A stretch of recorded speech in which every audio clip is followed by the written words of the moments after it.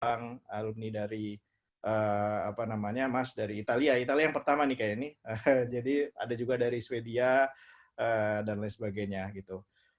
Dan hari ini kita ada Dokter Dirga yang mana tanggal lahirnya tadi sama kayak anak saya dan tahunnya sama kayak istri saya. Dan beliau dulu apa namanya, saya juga sangat apa ya, sangat simpatik juga sama Dokter Dirga karena salah satu putra daerah ya saya lihat ya. Jadi saya mungkin correct me if I'm wrong, dulu SMA-nya pernah di Kendari ya, SMA 1 Kendari, dan saya pernah ke Kendari Mas tahun 2010 ke Universitas Halu Oleo. Jadi kunjungannya sangat berkesan bagi saya karena bisa dibilang termasuk salah satu daerah paling timur yang pernah saya kunjungi di Indonesia.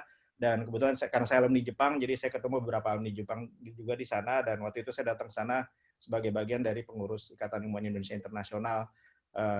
Jadi apa namanya, sepertinya sangat menarik untuk bisa eksplor kerjasama juga untuk lebih banyak ke daerah Indonesia Timur. Nah mungkin kita juga melihat kiprahnya Dr. Dirga yang dulu pernah kuliah di UI ya, apa namanya, di Fakultas Kedokteran, one of the best university and also the best one of the best faculty in Indonesia, I think, karena saya dulu kebetulan di SMA 8 dan biasanya sepertiga dari lulusan SMA 8 ke FKUI. Jadi mungkin banyak teman-teman Dokter Dirga juga, teman-teman saya juga mungkin di FKUI. Jadi mungkin ada beberapa mutual friend di situ, dan akhirnya melanjutkan studi tentang vaksinologi ya di Siena, University of Siena di Italia begitu, dan sekarang aktif di rumah sakit di 2 rumah sakit ya dok ya, Omni Dua rumah Hospital sakit. dan Mitra Avia Hospital. Oke, dan sudah banyaklah beliau mengikuti apa international conference, training, seminar, dan paper-paper beliau sudah terpublish juga. Jadi kita langsung saja ke inti diskusinya. Sebetulnya ada 2 hal yang ingin saya angkat dari diskusi kita malam hari ini, Dok. Yang pertama adalah tentang kisah Dr. Dirga. Bagaimana nih ceritanya dari Kendari kok bisa ke Italia ini? Saya sangat menarik untuk bisa disimak mungkin sama teman-teman, terutama dari daerah ya Dok ya, yang mungkin selama ini bingung gimana caranya kok bisa dapat kesempatan untuk belajar di luar negeri, dan mungkin mereka juga bingung bagaimana mencari ilmu spesifik yang harus mereka tempuh gitu ya, dan memilih tempat mereka studi. Jadi itu yang saya mau tanyakan kepada Dr. Dirga sebagai bagian pertama dari diskusi ini. Nanti kedua kita akan melangkah kepada apa namanya, keilmuan dari Dr. Dirga, praktek dari keilmuan Dr. Dirga sendiri, yang mana kita tahu sendiri saat ini sedang hot-hotnya, dan tadi juga katanya baru dari meeting ya dok ya, mungkin terkait dengan vaksin juga. Jadi kita langsung saja dok, karena waktu sangat terbatas. Jadi tolong diceritakan secara singkat nih bagaimana ceritanya bisa dari Kendari akhirnya bisa ke Italia, dan kenapa memilih ilmu vaksin dok, atau kenapa ingin menjadi vaksinolog? Apa latar belakangnya dok? Mungkin bisa sedikit cerita dok dari situ dok. Terima kasih Mas Ivan. Assalamualaikum warahmatullahi wabarakatuh. Selamat malam teman-teman semua. Saya nyapa dulu ya beberapa teman-teman yang udah lama saya kenal. Di sini ada Mbak Ajeng, ada Bu Lila Mirza, ada Dr. Ani, terus siapa lagi mungkin ada yang terlewat. Kita dulu pernah bersama-sama mengedukasi tentang vaksin, terutama di media sosial. Ya pernah berantem sedikit sama teman-teman yang anti vaksin ya. Dan sekarang perjuangan itu masih berlanjut sepertinya ya. Betul. Terima kasih Pak Ivan untuk introduksinya. Supaya lebih ringkas, saya memang TK, SD, SMP, SMA tuh di Kendari Pak Ivan. Memang dari itu. Karena Lahir orang juga dok? lahir di Jakarta, tapi saya bukan orang Kendari, saya orang Batak sebetulnya. Oh Tapi gitu. lahir tapi Orang lahirnya Batak dari Jakarta tapi besar di iya, Kendari. iya. Wah, kok bisa begitu dok? Emang bapak tugas di sana dok? Betul, ikut orang tua kebetulan PNS, terus kemudian Di memang dari departemen apa SMP. dok bapaknya? Kenapa? Di departemen apa dok bapaknya? Di PU Pekerjaan Umum Oke. dulu namanya ya. Iya. Lanjut dok.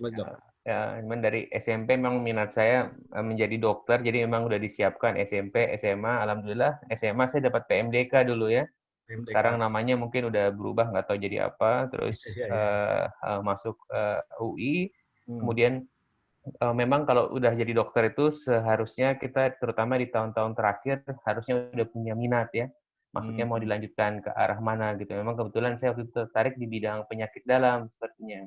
Banyak dalam. Kemudian terus nanti kan ada bidang-bidangnya lagi di dalamnya. Kemudian ada yang nanya tuh, ada alumni SMA 1 Kendari, jangan-jangan iya, saya SMP 1, SMA 1 ya, Iya, iya. SMA 1 Kendari. Ah, Terus kemudian pas waktu udah selesai jadi dokter, alhamdulillah sih waktu itu langsung diminta oleh profesor saya yang sangat berperan dalam karir saya sampai saat ini, Profesor Samsurijal Jauzi. iya, Beliau iya, iya. ahli alergi imunologi, untuk membantu beliau. Nah, kebetulan Mhm. dari situ juga dapat berbagai, dan memang minat saya memang terutama di imunologi, Mas Ivan. Ya. Kemudian waktu itu ada tawaran lah, informasi tentang beasiswa yang tadi kita sebutkannya di University of Mhm. Siena. Dari Terus mana dok? kemudian Dok, kalau boleh tahu dok. itu dari kampus, dari University of Siena, tapi dia bekerja sama dengan ini sebenarnya, dengan industri. Jadi kerjasama antara akademi sama industri ya sebagian, tapi secara resmi itu dari university beasiswanya gitu. Dan Mhm. alhamdulillah waktu itu tes ya. Cuman yang lucu itu waktu saya tes itu, saya juga sedang tes spesialis, Mas Ivan. Jadi di Mhm. saat saya sedang tes spesialis penyakit dalam, ada info itu, profesor saya suruh tes juga. Terus Oh, juga yang lebih ini lagi menyulitkan, pengumumannya berbarengan, sama-sama lulus lagi dua-duanya. Gitu waduh. kan. Wah, itu Gimana tuh waktu itu? jadi sebetulnya di satu sisi saya memang dari dulu pengen banget jadi dokter spesialis penyakit dalam seperti sekarang, tapi setelah saya tanya-tanya, Kenapa penyakit dalam dok? Kalau boleh tahu dok. ya, kenapa? Kenapa penyakit Kenapa? dalam? Kenapa ya? Hmm. Sebetulnya sejujurnya satu, tangan saya itu nggak terlalu terampil ya. Jadi saya kalau menjadi surgeon itu kayaknya kurang oke gitu. Terus Oh, oke. saya orangnya senang membaca, senang mengeksplor gitu. Kayaknya suka mikir gitu kan. Jadi cocoknya masuk penyakit dalam lah, yang bagian mikir-mikir gitu. Terus Hmm. kemudian pengumumannya berbarengan, terus saya bingung kan. Terus kemudian saya nanya ke orang tua saya, nanya ke profesor saya, terutama Prof. Samsu bilang, ya kesempatan untuk kuliah di sana itu nggak datang dua kali gitu kan. Apalagi waktu itu saya baru batch kedua kan, karena Hmm. jadi akhirnya, lalu itu yang di Italia itu ada, saya lupa ya, ada 300 atau 400 pelamar, tapi Kamar ya. mereka hanya menerima 600, sorry, 600 pelamar, mereka hanya menerima 13. Jadi satu batch itu 13 orang saja dari Hmm. seluruh dunia, dan alhamdulillah dari Indonesia juga cuman saya sendiri waktu itu kan. Wow. Terus ya udah akhirnya saya ambil dengan cita-cita memang setelah itu tetap pengen sekolah spesialis penyakit dalam, dan alhamdulillah Hmm. Hmm. dua-duanya terlaksana gitu. Jadi saya sempat kuliah di Italia juga, dan alhamdulillah udah Hmm. selesai spesialis tahun 2018 juga. Kira-kira gitu Mas Ivan. Oh, berarti jadi vaksinolog dulu baru ngambil spesialis penyakit dalamnya ya? Yes, betul. Terus waktu itu kenapa ngambil vaksinolog dok? Eh, Gimana? Apa latar belakang pada Ya, waktu itu? sebetulnya tadi minatnya kan di imunologi ya, imunologi, terus kemudian ya sambil pelan-pelan nyari, waktu itu terus terang adanya itu kan, vaksinologi itu beasiswa full gitu kan. Hmm. Kemudian juga dan di kata Prof saya di Indonesia ini setahu saya belum ada yang belajar ini waktu itu ya, tahun 2010 2011 gitu ya. Belum ada Hmm. yang belajar ini gitu, dan kita butuh banget terutama untuk fokusnya pada imunisasi dewasa gitu. Karena kalau pada Oh. anak-anak kan teman-teman dokter anak udah banyak gitu kan. Hmm. Hmm. Hmm. Jadi fokusnya lebih ke arah situ sebetulnya. Hmm. Jadi apa namanya? Nah ini juga apa? Nanti juga saya akan bertanya sih soal tentang Hmm, imunisasi ya dok ya, betul. terutama tentang apa sih tentang imunisasi buat orang dewasa yang kita masih suka salah persepsi gitu ya, karena ada yang bilang Iya, kalau udah dewasa karena dulu pernah nggak perlu divaksin, vaksin. ngapain divaksin lagi gitu kan? Jadi Betul. itu mungkin nanti pengen coba mengarah sedikit ke sana juga diskusinya mungkin. Betul. Nah, jadi tapi oke, pertanyaan saya tentang vaksinolog, Dok. Apakah Hmm, dulu pada waktu dokter belajar tentang vaksinologi ya, hmm. sudah kebayang belum sih bakal terjadinya global pandemi pada saat itu gitu? Gimana waktu itu diskusi di antara ilmuwan-ilmuwan vaksinolog pada saat itu, Dok? Sejujurnya sama sekali tidak ya, walaupun memang kita pernah dengar ada pandemi, ada Spanish flu ya, kemudian ada flu Hong Kong, dan ada swine flu ya, tapi nggak kebayang itu apa yang kita alami sekarang dengan pandemi COVID-19 yang begitu dahsyat, itu sulit dipercaya gitu. Tapi di satu Hmm. sisi saya merasa, wah kayaknya kemarin semua yang diajarin pas kuliah itu semua sekarang itu kepake gitu, lagi kepakainya tentang vaksin, tentang clinical trial, tentang semuanya gitu kan, dan Hmm. ini sesuatu yang kita mesti nyampaikan ke awam, ke publik gitu kan, karena informasinya sekarang begitu simpang siur gitu kan. Jadi harus Makanya saya selalu bilang, ayo teman-teman yang paham ya, yang expert, yang ahli itu harus turun gunung nih. Inilah saatnya kita untuk turun gunung semua gitu. Bersuara Jangan ya. cuman yes, ya, oke silakan publish paper apa meneliti di lab itu bagus, tetapi ingat kita punya kewajiban untuk mengedukasi publik gitu kan. Jadi kita harus menjadi apa lampu suar gitu, menyampaikan informasi yang benar karena sekarang informasi banyak banget yang keliru, termasuk yang disampaikan oleh pihak-pihak yang kita harapkan memberikan informasi yang benar gitu kan. Ya, ya, ya. Tapi tugas kita itu harus meluruskan gitu. Ya, ya.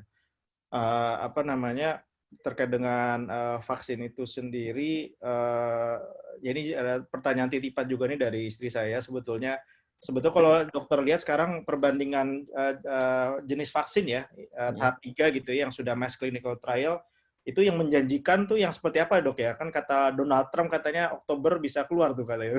Ya, Itu gimana dok kalau melihat perkembangan tren ini tentang vaksin ya, yang sudah mass clinical trial ini? ya, bagi saya tidak ada satupun yang menjanjikan, Mas Ivan ya, karena karena harusnya kita berangkat itu kita harus skeptis dengan semua hal tersebut ya. Jadi saat ini yang saya lihat di seluruh dunia ya, nggak cuma di Indonesia itu orang-orang atau katakanlah sebut aja pemerintah itu terlalu bersemangat ya. Misalkan akhir tahun ini kita sudah mulai vaksinasi massal atau awal tahun depan kita sudah vaksinasi massal. Padahal clinical trial fase 3 aja belum selesai ya. Jadi kita tidak tahu nih hasilnya gimana, apakah vaksin itu aman, apakah efektif, kita nggak boleh buru-buru menyimpulkan gitu. Dan kita tetap menuntut semua prosesnya berlangsung secara transparan. Kalau kita ingat misalkan vaksin dari Rusia, ya kan? Kita nggak bisa baca papernya di mana-mana, tiba-tiba ada vaksin Rusia gitu. Walaupun papernya dirilis beberapa saat setelahnya gitu ya, tapi tetap dalam sains itu kan semuanya harus transparan, ada prosedurnya, ada tahapannya, dan semua kita bisa baca bersama, kita bisa kritisi bersama gitu.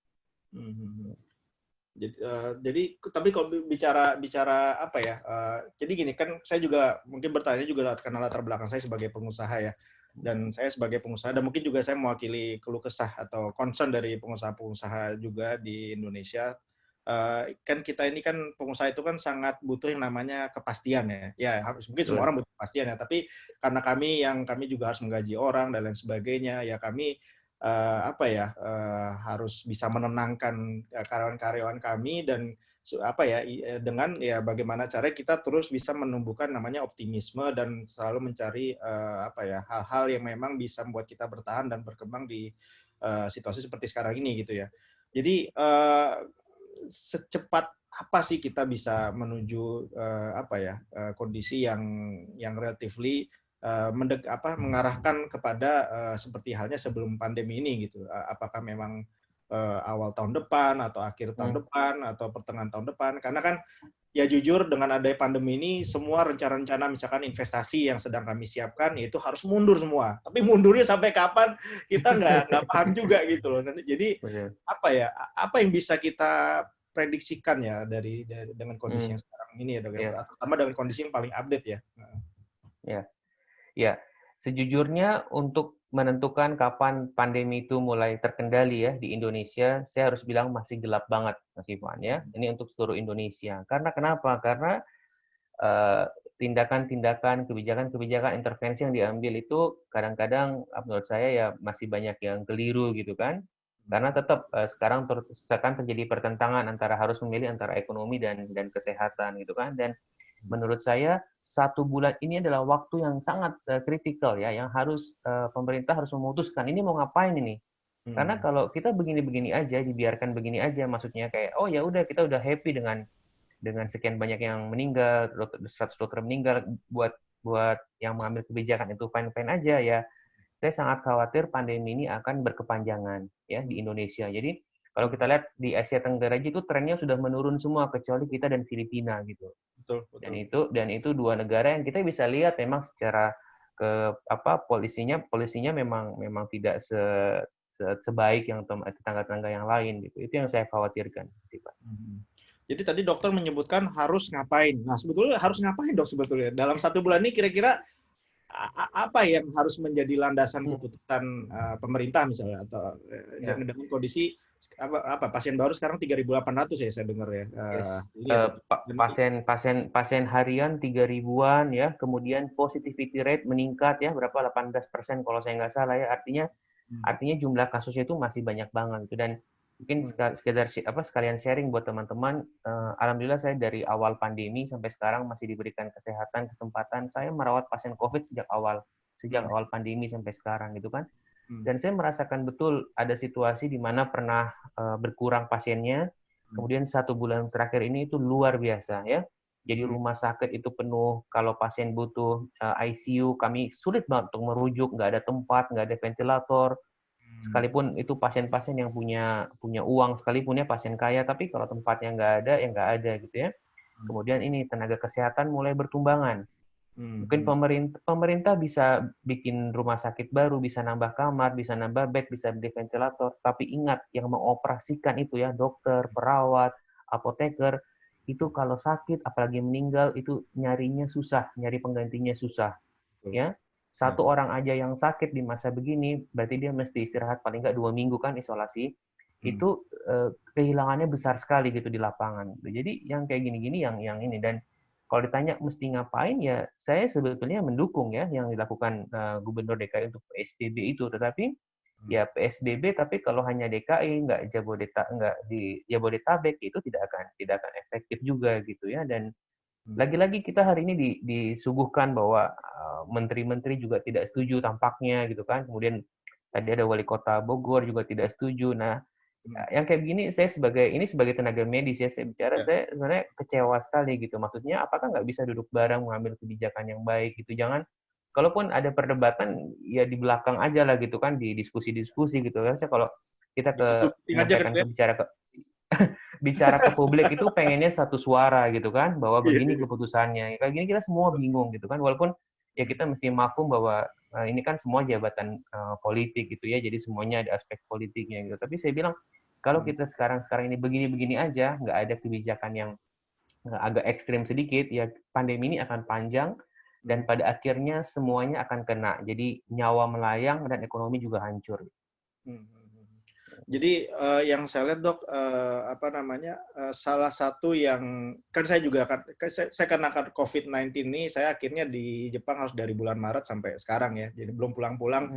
Dan tadinya pengen pulang awal Oktober gitu ya, karena bos saya dari Jepang kebetulan udah Van, kita harus pulang nih, harus ke Indonesia ya. Bahkan partner saya dari Jepang bilang Indonesia tuh pulang gitu, bukan pergi gitu kan, karena saking cintai dia sama Indonesia gitu. Karena emang karena kebetulan dia sudah 60 tahun ke atas, jadi orang yang sangat analog gitu ya. Jadi kalau nggak ketemu orang tuh kayaknya ada perasaan pekerjaan itu nggak maju-maju gitu. Dan saya kebetulan dari generasi yang masih milenial mepet-mepet, merasa kayaknya nggak harus ketemu juga. Apalagi sekarang masalahnya ya pagi PSBB juga ya, mau ketemu juga udah sangat sulit gitu loh. Jadi ya apa artinya juga untuk pulang ke Indonesia tapi nggak bisa ketemu orang, yang ya mendingan online kayak gini ya kita bisa diskusi gitu kan. Jadinya dan karena saya di Jepang kan saya mengikuti lah ya bagaimana pemberitaan media terhadap COVID-19. Dan memang kita setiap hari itu disuguhi dengan data yang sangat komprehensif dan lengkap gitu ya. Dan mungkin salah satu data yang selalu saya coba amati ya hariannya adalah ya data ketersediaan fasilitas rumah sakit untuk bisa menteri pasien COVID gitu ya. Itu mereka pasti perharinya tuh sangat diupdate gitu. Dan saya kan biasanya juga alhamdulillah di Jepang karena memang behavior-nya dijaga cukup baik, akhirnya saya bisa keliling ke berbagai tempat di Jepang, dan pasti media-media setempat itu sangat menceritakan tentang ini loh fasilitas kesehatan kita yang tersedia itu sekarang seperti ini jumlahnya, dan yang mana kalau misalkan jumlahnya 1.000 kamar, maka diprediksikan penuh sekian gitu misalnya. Jadi makanya harus ada kerjasama dengan masyarakat supaya tidak seperti ini. Nah, kok kayaknya di Indonesia kayak misalkan kemarin PSBB di Jakarta, tiba-tiba kita harus menghadapi situasi di mana dalam 10 hari akan penuh gitu loh. Ini kalau kita dadakan kayak gini semua agak gimana ya dok ya? Maksudnya dan ini termasuk data yang menurut saya agak kurang diangkat gitu loh ke publik gitu loh, tentang ketersediaan fasilitas rumah sakit kita gitu. Nah, dokter sendiri melihat fenomena seperti ini gimana ya dok ya? Terutama ya itu nyambung ke tadi soal ya bagaimana kita ke depannya gitu, karena transparansi terhadap data ketersediaan rumah sakit fasilitas rumah sakit saja kayaknya menjadi masalah gitu loh. Ya, kita Indonesia memulai menghadapi pandemi dengan ketidaksiapan. Kita tahu bahwa rasio antara bed rumah sakit dengan jumlah penduduk masih sangat kurang. Rasio antara jumlah tenaga kesehatan dengan jumlah penduduk juga sangat kurang, gitu kan? Dan ini kita tidak bicara hanya di Pulau Jawa, teman-teman di Kalimantan, di Papua itu udah jauh, udah pada fase yang kritis. Bahkan di Papua udah ditambah bednya ya sampai 107% kalau saya nggak salah kapasitasnya gitu ya, mau lebih kapasitasnya. Nah, dan ini adalah situasi yang tidak mungkin kita ubah dalam sekejap, Pak Ivan. Ya, tidak mungkin kita nambah sumber daya manusia nggak mungkin sekejap gitu. Jadi ya udah untuk kondisi soal bed, soal apa itu kita nggak bisa berbuat banyak. Makanya perlu sedikit buying time dalam arti kalau ada kebijakan yang seperti PSBB ya, entahlah apa namanya ya, saya nggak mau terjebak dalam istilah-istilah yang begitu, PSBB, PSBM, terserah. Pokoknya orang di rumah gitu loh. Orang keluar rumah hanya bila perlu, termasuk bekerja silakan, itu hal yang esensial. Tapi dari kantor pulang ke rumah, bukan mampir ngopi-ngopi di kafe, di mall, ya. Jadi kalau kayak gitu nggak bisa. Udah jelas sekali data menunjukkan dari FKM UI juga menunjukkan bahwa semakin orang di rumah di DKI waktu itu, maka laju ininya terkendali penularannya. Kalau itu kita bisa kita kontrol paling nggak selama 1 bulan, kami di lapangan ini bisa ada sedikit waktu gitu untuk tadi mengobati pasien dengan lebih baik ya. Dan memang kan COVID ini pasiennya membutuhkan waktu perawatan yang lama, rata-rata 2 minggu. Memang begitu sifatnya ya, kadang-kadang sampai sebulan, ada yang sampai 2 bulan. Jadi turnover rate-nya itu ini banget, lama banget. Jadi kapasitas bednya juga lama terisi gitu ya. Jadi ya saya nggak tahu, saya kalau ditanya saya juga udah capek banget ya tiap hari kayak gini, dan kami sebagai manusia biasa juga ya udah bekerja dalam kecemasan ngelihat teman-teman sendiri, teman kiri, teman kanan udah pada bertumbangan semua gitu kan, kayak seakan-akan nunggu giliran. Kita pakai APD yang lengkap ya, tapi kan nggak ada jaminan ya. Pas buka APD atau APD-nya maskernya longgar sedikit apa segala macam, dan di lapangan bahwa penggunaan APD itu sudah tidak ada yang memenuhi syarat yang standar ya. Contoh, masker N95 harusnya itu kan dibuang ya, 8 jam sekali diganti atau paling nggak 24 jam sekali. Apakah mungkin? Tidak mungkin saat ini ya. Jadi yang ada saat ini kita mereuse, jadi dibersihkan, disterilisasi, dipakai lagi. Dan secara teoritis pasti efektivitasnya berkurang gitu kan. Begitupun dengan hazmat. Hazmat tuh biasanya harusnya sekali pakai buang gitu kan, ada tulisannya. Tapi ya kalau kayak gitu ya kita nggak. Jadi akhirnya dicuci ulang. Jadi hal-hal yang seperti itu gitu. Dan ini terjadi di Jakarta, apalagi di luar Jawa gitu. Saya pikir kondisinya sama atau lebih buruk bahkan.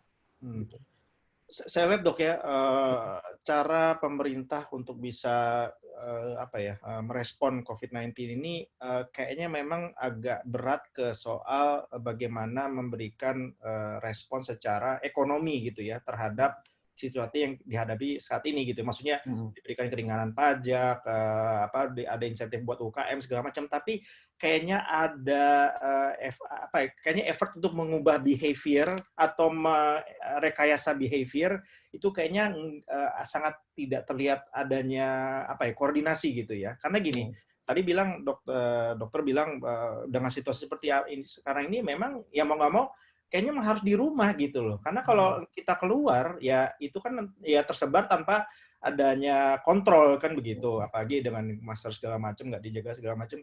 Tapi yang saya lihat pejabat-pejabat publik kita, dan saya kebetulan ngikuti banyak Instagram pejabat publik juga ya, baik itu di level pemerintah pusat, provinsi maupun kabupaten, kok kayaknya mereka sibuk kesana kemari, seremonial kesana kemari. Jadi dari sisi pimpinan daerahnya atau pejabat di kementerian itu kok kayaknya masih kurang menunjukkan behavior bahwa ya memang kita harusnya di rumah gitu loh. Jangan keluar karena ya kenapa ini bisa menjadi contagious karena ya kita berinteraksi dengan orang gitu loh. Dan ini sepertinya kok nggak terorchestrate dengan baik gitu loh, bahwa memang diutamakan adalah harusnya di rumah gitu loh. Do we have the common point of view about this, or gimana kalau menurut dokter melihat do we have the right role model yang pada akhirnya menunjukkan bahwa memang kita solving the problem gitu loh, bukan kita kayak seolah berusaha menyesuaikan tapi yang doesn't solve the problem gitu lah. Iya. What do you think, dokter? Saya setuju banget dengan pendapat tersebut, Mas Ivan ya. Jadi walaupun pemerintah secara tidak pernah secara resmi menyatakan, tapi dari kebijakan-kebijakannya tampak kok sebetulnya ini lebih condong untuk menjaga soal ekonomi ya. Maksudnya dengan kondisi yang sekarang itu udah happy-happy aja gitu ya. Karena yang dibanggakan selalu angka kesembuhan tinggi, kasus aktif menurun, dan yang mati nggak banyak-banyak banget gitu kali ya kalau di point of view-nya pemerintah gitu. Nah, tetapi pada saat situasi seperti ini memang saya mengharapkan betul ini sebetulnya kuncinya satu ya, adanya ketegasan. Dalam hal ini kalau udah level pandemi begini kita mengharapkan peran kepala negara, kepala pemerintahan, presiden gitu kan.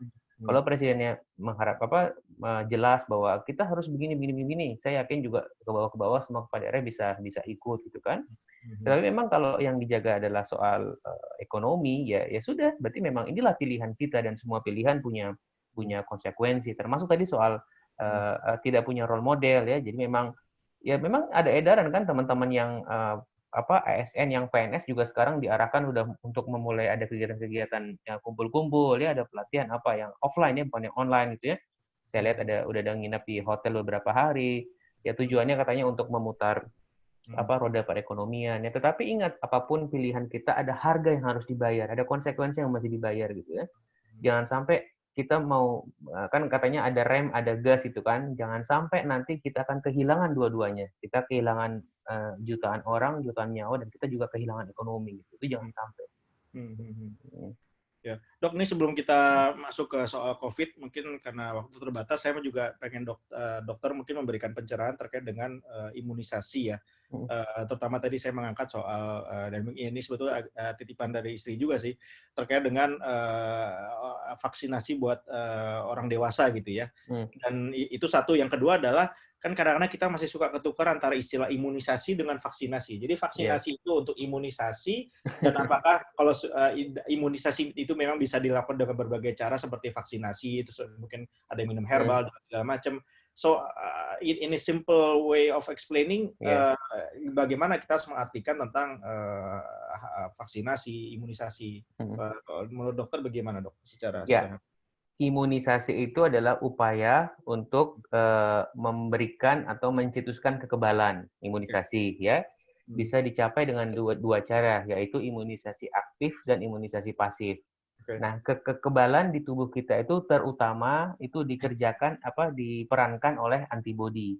Jadi kalau imunisasi pasif itu contohnya dengan pemberian antibodi. Jadi bisa tuh antibodi ditransfusikan lewat darah, itu namanya pemberian imunisasi pasif ya. Misalnya ada orang ketusuk jarum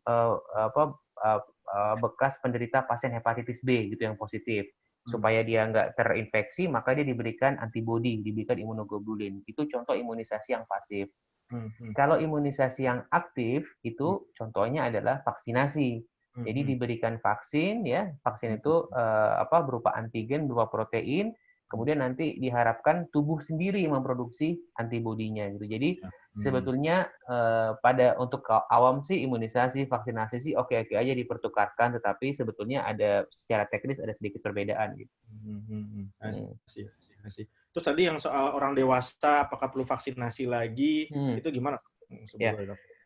Betul ya. Jadi selama ini kita kalau mikir imunisasi, bayangannya pasti tentang anak gitu. Padahal orang dewasa sangat perlu. Dan teman-teman bisa mengunduh jadwal imunisasi dewasa di Indonesia, yaitu dibuat oleh Satgas Imunisasi Dewasa Perhimpunan Dokter Penyakit Dalam ya. Itu Mas Ivan, di situ ada 15 jenis vaksin untuk orang dewasa di Indonesia. Ya.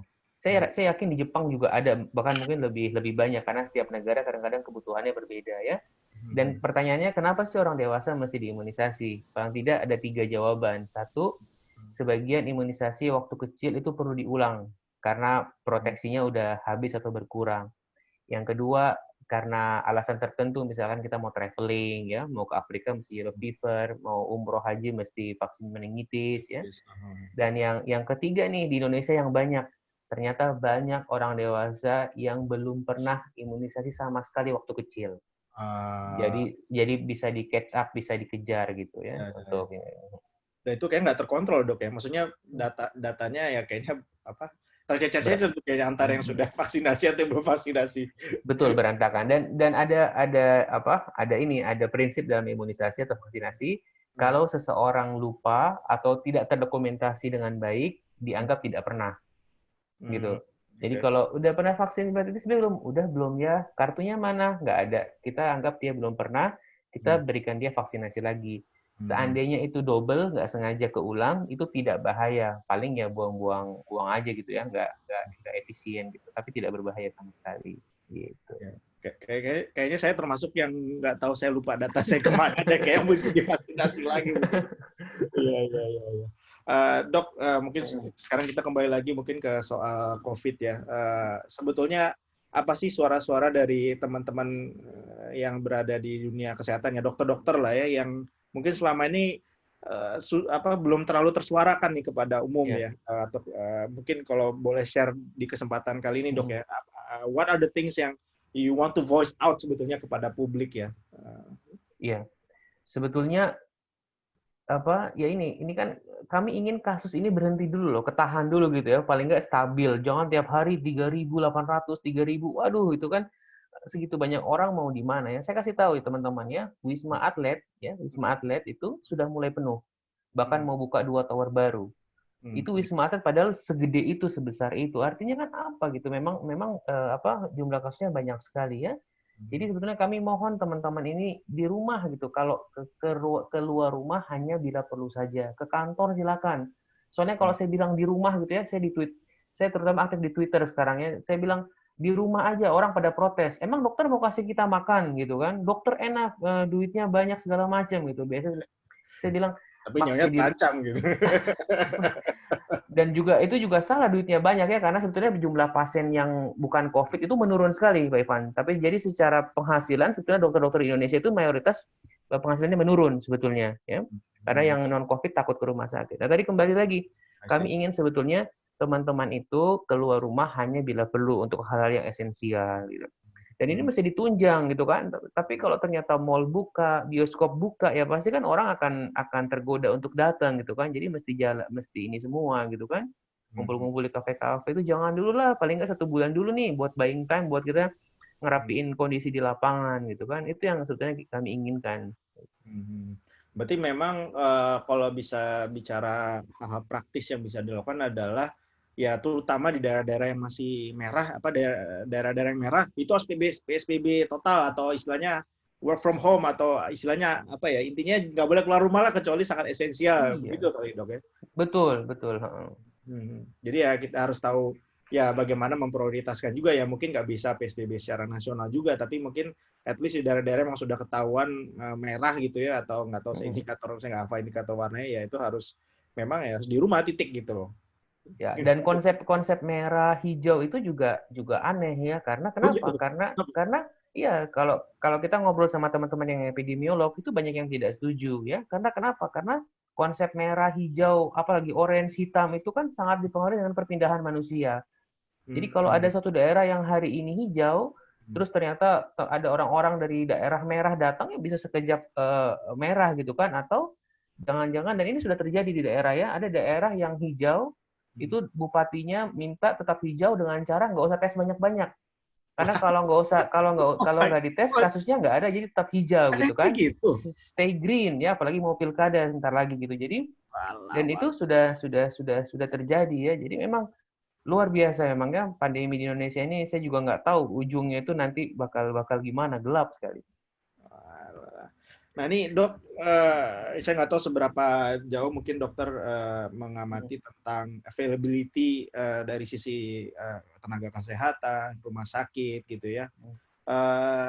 If situation will, karena gini, yang kita lihat kan polanya ini belum ada kelihatan menurun pasien positif COVID ya perharinya, cenderung naik terus gitu ya.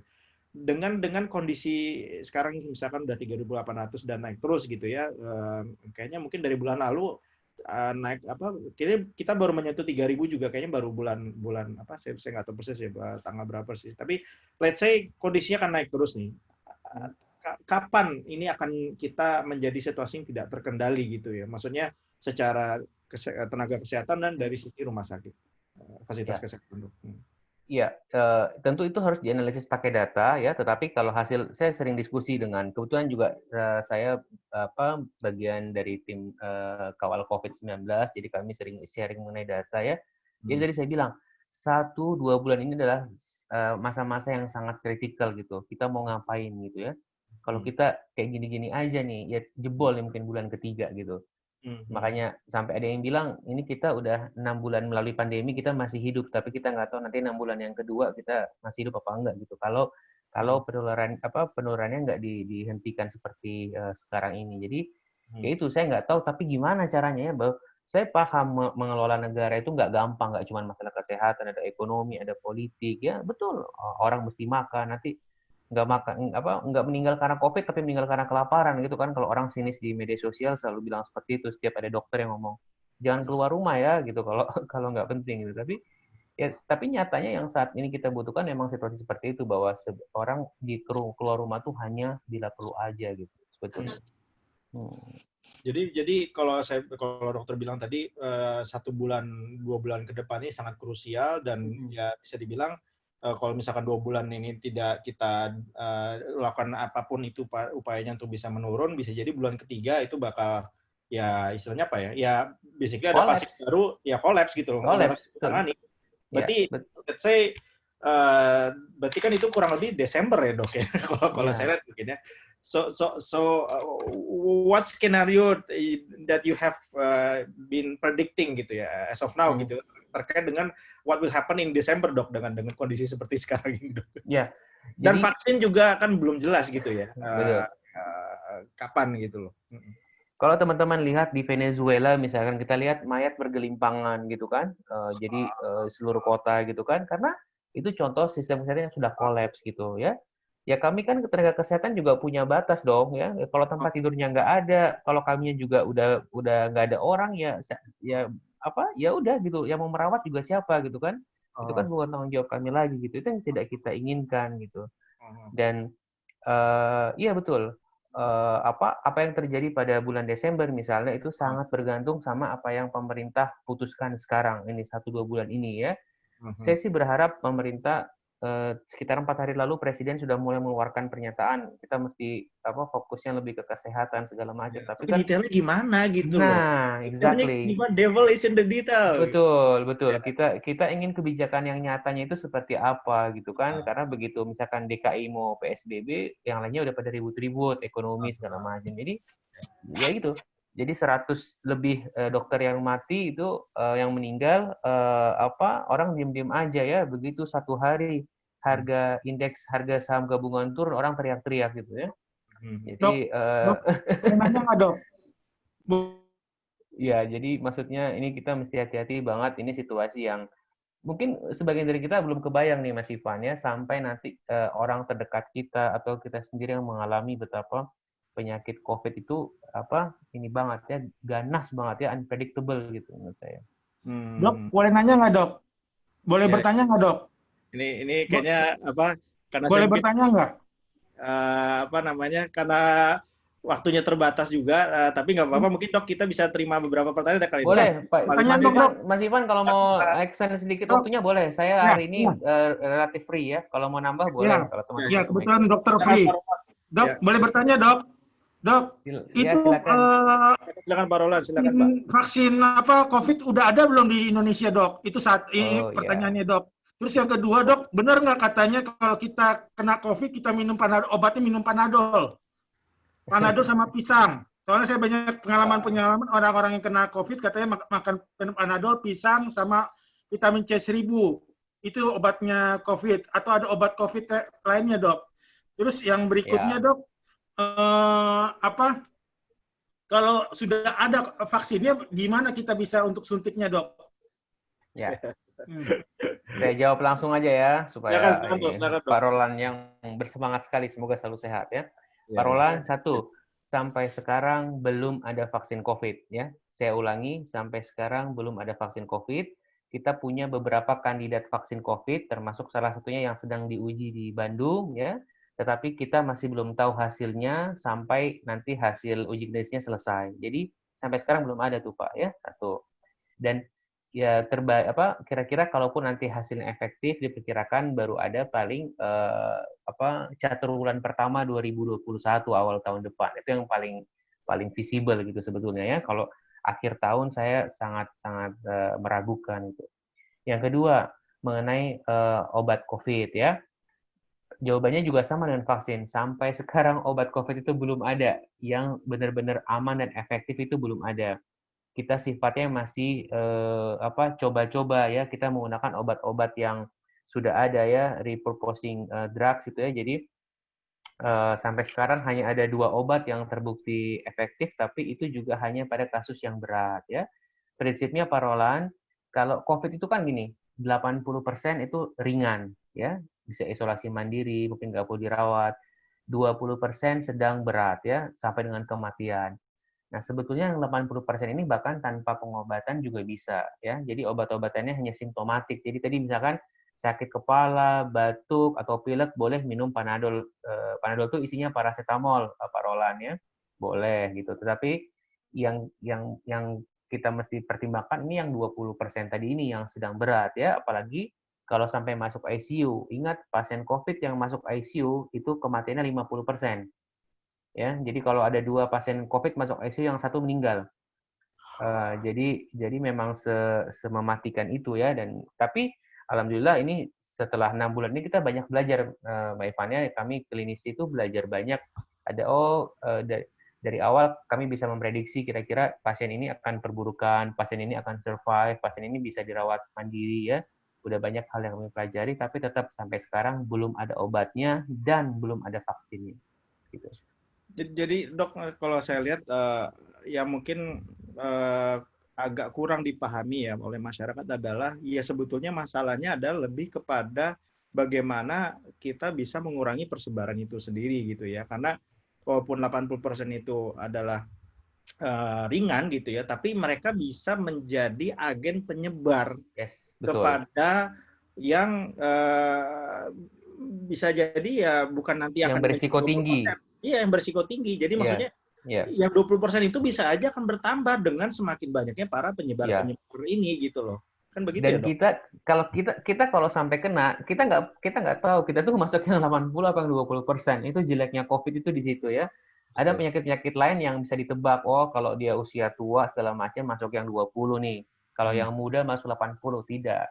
Banyak sekali kematian dilaporkan pada yang masih muda dan pada mereka yang tanpa penyakit bawaan atau penyakit penyerta. Jadi kita nggak tahu. Jadi memang harus dicegah mau nggak mau.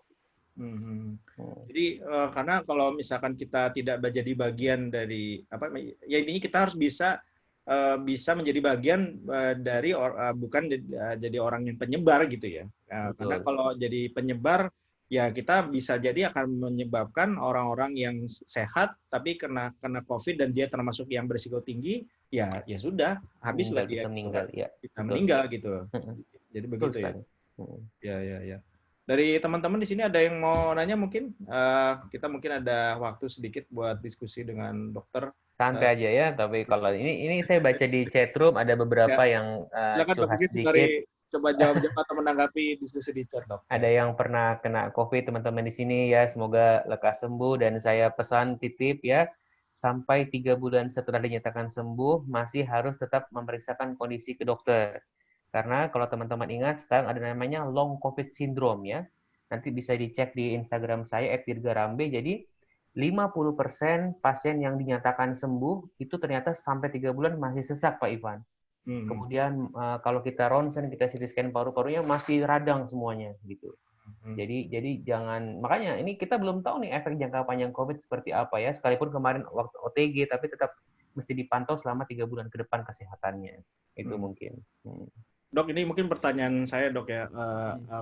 Saya kan tadinya rencana pengen pulang, seperti yang tadi bilang ya di awal diskusi. Saya pengen pulang Oktober nih. Cuma kan saya kan ya sebagai pengusaha, posisi saya sebagai CEO, kerjaan saya ya ketemu orang-orang dan ya melakukan diskusi bisnis gitu. Tapi kayaknya saya tidak ingin menjadi bagian dari masalah ya, Dok ya. Kayaknya kalau menurut saya gitu. Jadi sepertinya memang sebaiknya saya tidak pulang ya dok ya. Bagaimana kamu dokter Dirgana? Ya, nanti kita lihatlah kondisi Oktober kan ya, bulan depan semoga ada perubahan ya. Prinsipnya ya kalau emang terkendali bisa pulang dan memang alasannya pulang jelas itu ya nggak apa-apa Pak Ivan ya. Oh gitu. Cuman, Oke. cuman saya khawatir jangan-jangan di Jepang jauh lebih aman daripada di Indonesia sekarang ya. Oh iya, itu jelas. Oh, itu jelas banget. Aduh, di sini di Jabodetabek ini saya pusing ya, sakit kepala tiap hari, apalagi saya ke rumah sakit tiap hari, keluarga juga khawatir gitu kan, istri, Ya. orang tua ya, gitu. Saya jujur di Jepang ini saya nekan 6 bulan. Kebetulan saya ini di Jepang paling lama setelah saya lulus kuliah. Saya lulus kuliah kebetulan S2 saya 2010 dan saya bolak-balik tapi paling lama saya tinggal di Jepang itu ya sekarang ini gara-gara Covid gitu ya. Apa namanya? Saya jujur saya termasuk cukup banyak traveling di Jepang ya. Tapi saya lihat kemanapun saya pergi ya saya tidak merasa ada kekhawatiran gitu loh karena memang orang-orangnya dan lingkungannya dan apa namanya semua itu ya punya apa ya kehati-hatian gitu loh terhadap Di sana pakai masker semua, Ivan? masker semua pakai masker semua walaupun tidak surgical mask semua ya jadi ada yang memang yang bisa dibersihkan gitu ya gitu jadi apa namanya ya saya merasa nyaman gitu loh di sini untuk bisa traveling gitu loh karena rata-rata pada well behave lah dan ini yang saya lihat mungkin di Indonesia agak ini ya agak kurang terjaga gitu antara masker dan tidaknya juga seperti itu kondisinya. Oke, saya mau kasih kesempatan mungkin ke yang belum nanya ya ke Mas Adit. Mas Adit mau nanya mungkin silakan Mas Ahmad Aditya mana ini? Ya, makasih silakan, Mas Ivan. Ya. Salam kenal. Ini ketua Jalar nih kebetulan dok jajaring. Oh ya, Pak Adit. Salam kenal. Ya, silakan. Ya dok, saya mau nanya kan banyak tuh yang bilang sebenarnya rapid test itu tingkat akurasinya itu tidak pas. Itu sebenarnya apakah benar memang seperti itu atau gimana ya dok? Kira-kira itu yang pertama. Terus yang kedua, saya nanya, ini kan gara-gara banyak cerita tentang COVID, kita sekarang batuk dikit aja, kayaknya mikirnya udah langsung COVID. Badan masuk angin dikit langsung COVID. Itu kalau menurut dokter, kira-kira bagusnya gimana ya? Karena kan jadi parno nih banyak orang gara-gara COVID ini gitu. Betul. Ya, saya jawab langsung ya, Mas Adit. Ya, baik pertanyaan yang kedua dulu ya, batuk-batuk ya. COVID ini adalah penyakit 1000 wajah ya. Jadi kita kan taunya batuk, demam, sesak. Tapi makin ke sini kita tahu bahwa COVID ini kan menyerang hampir seluruh organ ya, otak, paru, jantung, sampai testis pun diserang oleh COVID gitu ya, oleh penyakit ini. Jadi gejalanya menjadi tidak khas ya. Contoh, saya udah cukup sering ya di Indonesia ini menemukan pasien yang datang dengan keluhan diare. Jadi pas masuk dia diare. Nah, kita rawat kan karena dehidrasi segala macam. Terus kok 2 hari, 3 hari masih demam terus nih, udah dikasih obat, dikasih antibiotik masih demam ya. Lalu kita ronsen, ternyata ada gambaran pneumonia, ada gambaran radang. Padahal nggak ada batuk sama sekali, demamnya juga kadang-kadang ya. Sehingga timbul kesan orang bilang ini semua pasien di COVID-kan ya. Padahal memang secara alamiah karakteristiknya begitu gitu ya. Jadi penyakit 1000 wajah, sering tidak khas. Kalau pasien semuanya datang dengan keluhan batuk, demam, sesak, itu COVID, itu enak banget dokter, nggak usah mikir lagi gitu ya, wah lu COVID gitu. Ini enggak kan? Ada yang nggak ada gejala sama sekali, ada yang diare, ada yang muntah-muntah ya. Jadi itu yang menyulitkan Pak ya. Jadi ya kalau prinsipnya kalau ada keluhan batuk, pilek dan kalau di Jabodetabek itu harusnya swab ya langsung ya. Tetapi kalaupun tidak bisa swab, udahlah karantina mandiri ya, paling tidak 10 hari jangan keluar-keluar rumah dulu ya. Termasuk juga di rumah mesti tinggal terpisah kalau ada orang tua misalkan ya, atau ada orang yang sakit jantung, sakit gula itu mesti dihindari, jangan kontak ya. Yang pertama pernyataan soal rapid test. Nah, ini juga menarik sekali dan saya harap teman-teman semua di sini ada 50 orang lebih yang ikut malam ini bisa menyampaikan ke teman-teman yang lain di rumah ya. Jadi saya ulangi, ada 2 jenis pemeriksaan untuk COVID-19 ya. Yang pertama kita sebut dulu rapid test antibody karena ini yang paling populer ya. Rapid test antibody itu mendeteksi antibody. Antibody itu secara alamiah baru muncul 1-2 minggu setelah seseorang terinfeksi. Jadi dia munculnya belakangan, ya, belakangan. Jadi yang kita khawatirkan kalau ada orang misalkan hari ini dia batuk, pilek, dia tes rapid test antibody, kemudian dites hasilnya negatif. Dia langsung berkesimpulan, wah gue negatif COVID, gue nggak sakit dan gue nggak menularkan. Ini yang bahaya. Karena bisa saja pada saat itu dia sebenarnya terinfeksi, tetapi antibodinya belum muncul, belum terdeteksi, gitu ya. Jadi belum lagi kita ngomong soal kualitas kitnya. Di Indonesia ini mereknya macam-macam ya, mulai dari yang jelek banget, yang murah banget, sampai yang itu dan bahkan itu ada data menunjukkan itu spesifisitasnya cuma 16% bahkan. Jadi jelek banget ya. Jadi salah teman-teman ya prinsipnya.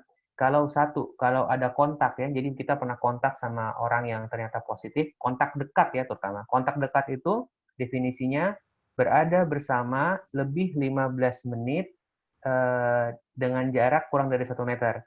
Itu indikasi untuk swab. Segera swab ya. Segera itu jangan cepat-cepat, jangan tadi pagi kontak, sorenya swab, tidak. Jadi yang dianjurkan itu paling cepat 24 jam setelah ada kontak, supaya kalau betul positif terinfeksi, virusnya bereplikasi dulu ya. Kalau di UK, di Inggris itu 3-5 hari dikasih waktu jeda untuk swab ya. Jadi betul pertanyaannya Pak Adi tadi, rapid test itu harusnya, itu kita salah kaprah, salah penggunaan di Indonesia. Rapid test itu digunakan harusnya nanti setelah sembuh, karena kalau antibodinya sudah terbentuk, artinya saat ini ya udah ada kekebalan, artinya udah itu kecolongan gitu. Artinya selama seminggu 2 minggu kemarin orang tersebut itu menularkan, ya. Jadi dan itu salah kaprah. Mau naik pesawat rapid test antibody ya salah ya. Harusnya yang betul adalah swab. Saya kira demikian. Mas Adit sudah cukup atau ada lagi pertanyaan? Ini karena ketua jadi kita kasih sedikit. Enggak, cukup Mas Ivan, terima kasih dok. Oke.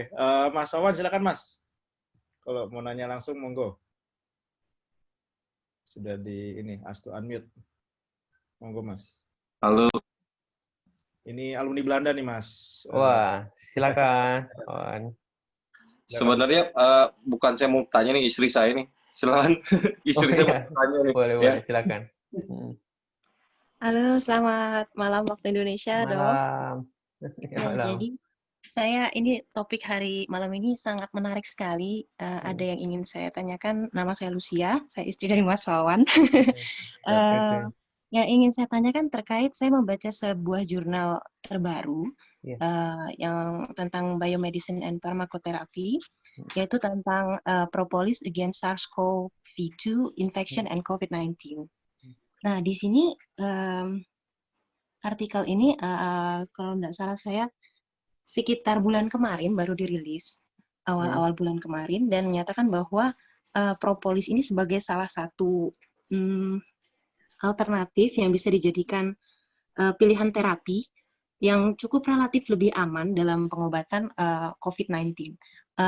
Yang ingin saya pertanyakan, apakah memang seperti apa dan apakah memang benar dan atau bagaimana kira-kira dok penggunaan propolis berkaitan dengan sebagai terapi yang cukup menjanjikan atau pengobatan alternatif dari COVID-19 atau untuk pencegah lah kira-kira seperti itu. Mungkin bisa memberikan insight kepada kami semua, Dok. Terima kasih. Baik, terima kasih. Kalau saya boleh menambahkan ya, karena ini mungkin berhubungan ya. Jadi saya juga tadi muncul pertanyaan, ya banyak orang-orang merekomendasikan untuk terapi herbal gitu ya, minum apa, jamu dan lain sebagainya. Apakah memang ini efektif untuk kita meningkatkan daya tahan tubuh kita atau mungkin memunculkan antibodi sehingga kita bisa melawan COVID ini dari tubuh kita sendiri atau bagaimana? Mungkin nyambung dengan pertanyaan tadi ya. Ya, baik. Untuk menyatakan ya atau mengklaim suatu obat itu berkhasiat ya, punya efek khasiat menyembuhkan, itu harus melalui tahapan uji klinis yang sudah standar ya. Bahkan desainnya pun khusus disebut sebagai RCT ya, randomized control trial. Jadi udah ada ininya. Kita ingat dulu, ingat nggak ada obat namanya hidroksikloroquine ya, di awal-awal sampai Donald Trump membeli segala macam, termasuk Indonesia membeli. Ya. Tapi ternyata setelah beberapa trial, terutama dari UK ada namanya recovery trial ya, menunjukkan bahwa obat ini tidak efektif. Gitu. Jadi sikap ini yang kita mesti kehati-hatian ini, jadi nggak boleh menyimpulkan, nggak boleh klaim, apalagi kemarin ada kayak Pak Hadi Pranoto segala macam itu kan udah ngawur semua ya. Intinya bahwa dalam kedokteran ya itu semua sangat strict gitu. Jadi semua harus berdasarkan penelitian ya. Kemudian komentar soal banyak sebetulnya zat-zat atau bahan-bahan yang ada propolis, ada apalah jahe, empon-empon segala macam ya, yang menunjukkan bukti awal ya, bukti permulaan itu punya manfaat ya. Tetapi tadi umumnya trialnya atau uji klinisnya itu subjeknya kadang-kadang sedikit sekali, kemudian juga desain penelitiannya tidak RCT tadi ya, jadi kita nggak bisa menyimpulkan. Tapi kalau teman-teman suka minum propolis, suka minum empon-empon, minum madu segala macam, silakan. Itu kan minuman-minuman yang sehat yang mungkin bisa membantu ya, saya bilang membantu meningkatkan atau menjaga daya tahan tubuh. Tetapi kalau kita minum itu, wah saya minum propolis, terus setelah itu saya kebal atau nggak bisa terinfeksi dengan COVID, atau kalau COVID minum propolis jadi sembuh, jawabannya tidak. Jadi kalau doyan silakan, kalau nggak harus gitu, karena belum ada buktinya sampai sekarang. Ya. Intinya jangan mudah mengklaim gitu ya dok ya? Yes. Ya, berikutnya Ibu Lila atau Mbak Lila, silakan. Mungkin kalau mau nanya, tadi katanya mau nanya langsung ya. Kawan lama saya ini ya. Iya dok, Halo. aku kena COVID nih dok. Aku dikasih hadiah sama Tuhan nih COVID sekeluarga, 3 keluarga, keluargaku, keluarga mamaku, sama keluarga adikku. Kita udah 18 hari ini isolasi mandiri dan hari ini alhamdulillah swab kita negatif semua, kecuali mamahku karena mamah gagal ginjal, jantung, diabetes dan hipertensi. Jadi mamahku di Medistra. Ini dia hari ke-22. Tapi okurasi oksigennya itu bagus terus, Dok. Antara 85 sampai 100. Jadi terus dari sana sih menyarankan bisa pulang. Cuma kita kan masih aware ya, takut ya. Karena dia dengan kondisi penyakit banyak gitu loh, Dok. Itu kalau kita bersikeras mamah dirawat aja gimana? Ya, baik. Ini saya menjawab sebagai klinisi ya. Jadi memang ya COVID ini kan penyakit yang baru. Jadi terus terang Mbak Lila, di lapangan itu kadang-kadang belum ada kesamaan sebetulnya. Padahal kan sebetulnya kita kalau dokter itu ada panduan, ada guideline ya, dan kita mesti mengadop temuan-temuan terbaru ya. Jadi untuk COVID itu temuan terbarunya 1. Di atas 10 hari ya, atau kalau kita mau ambil aman di atas 14 hari, dihitung sejak dia mulai timbul gejala itu sudah tidak menularkan. Ya. Jadi menularkan atau tidak itu bukan dilihat dari PCR. Kenapa? Karena PCR atau swab itu hanya mendeteksi materi genetik virus. Swab atau PCR tidak bisa menentukan apakah seseorang itu masih nularin apa enggak. Kalau tadi kasusnya ibunya Mbak Lila, tadi udah sekitar 20 hari, itu saat ini pasti ya sudah tidak mengeluarkan lagi. Sampai sekarang belum ada laporan yang menyebutkan di atas 1 bulan seseorang tuh masih mengeluarkan. Jadi menurut saya, dan kesadarannya juga bagus. Yes, gitu. Kalau dokter udah menyarankan pulang, sebaiknya pulang. Kenapa?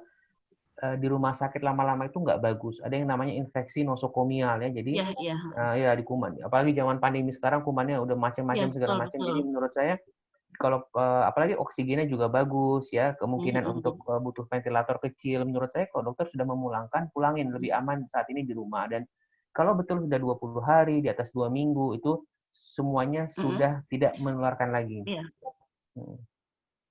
Tapi kita kan di sini juga masih 1 kamar 1 orang ya dok ya, karena sesuai dengan protokol dari puskesmas ya. Nah kalau mama pulang ini kita nggak ada kamar lagi karena cuma ada 6 kamar di rumah ini. Ya, tapi prinsipnya kalau semuanya sudah di atas 2 minggu udah nggak ada yang nularin ya. Jadi udah boleh isolasi mandirinya sudah boleh berakhir sebetulnya. Gitu. Kitanya parno dok. Ya itu saya bilang ya, karena saya bilang ini yang susah meluruskan persepsi publik ya, karena memang di awal-awal itu menyatakan kesembuhan COVID itu mesti swab ulang dan mesti negatif. Iya. Itu yang terbangun di benaknya masyarakat. Kalau swab saya belum negatif, saya masih sakit, masih nularin, padahal tidak. Iya, karena kan masyarakat sekitar kita juga minta surat dari keterangan itu dok. Ya, bahkan dari Kemenkes, Kementerian Kesehatan sendiri juga sudah menerbitkan panduan ya bahwa untuk menyatakan kesembuhan tidak perlu swab ulang bahkan. Tapi tadi apalagi kalau udah swab ulang negatif ya apalagi itu udah sembuh ya. Jadi dari puskesmas memang tidak ada swab ulang. Jadi kita swab sendiri karena untuk memastikan karena kan orang tua udah manula ya dok ya. Iya. Kebetulan Jadi, adik saya juga sedang hamil 6 bulan, ini positif juga. Anaknya yang 2 tahun juga positif juga gitu. Jadi kemarin juga sih puskesmas bilang jangan minta rujukan untuk isolasi di luar.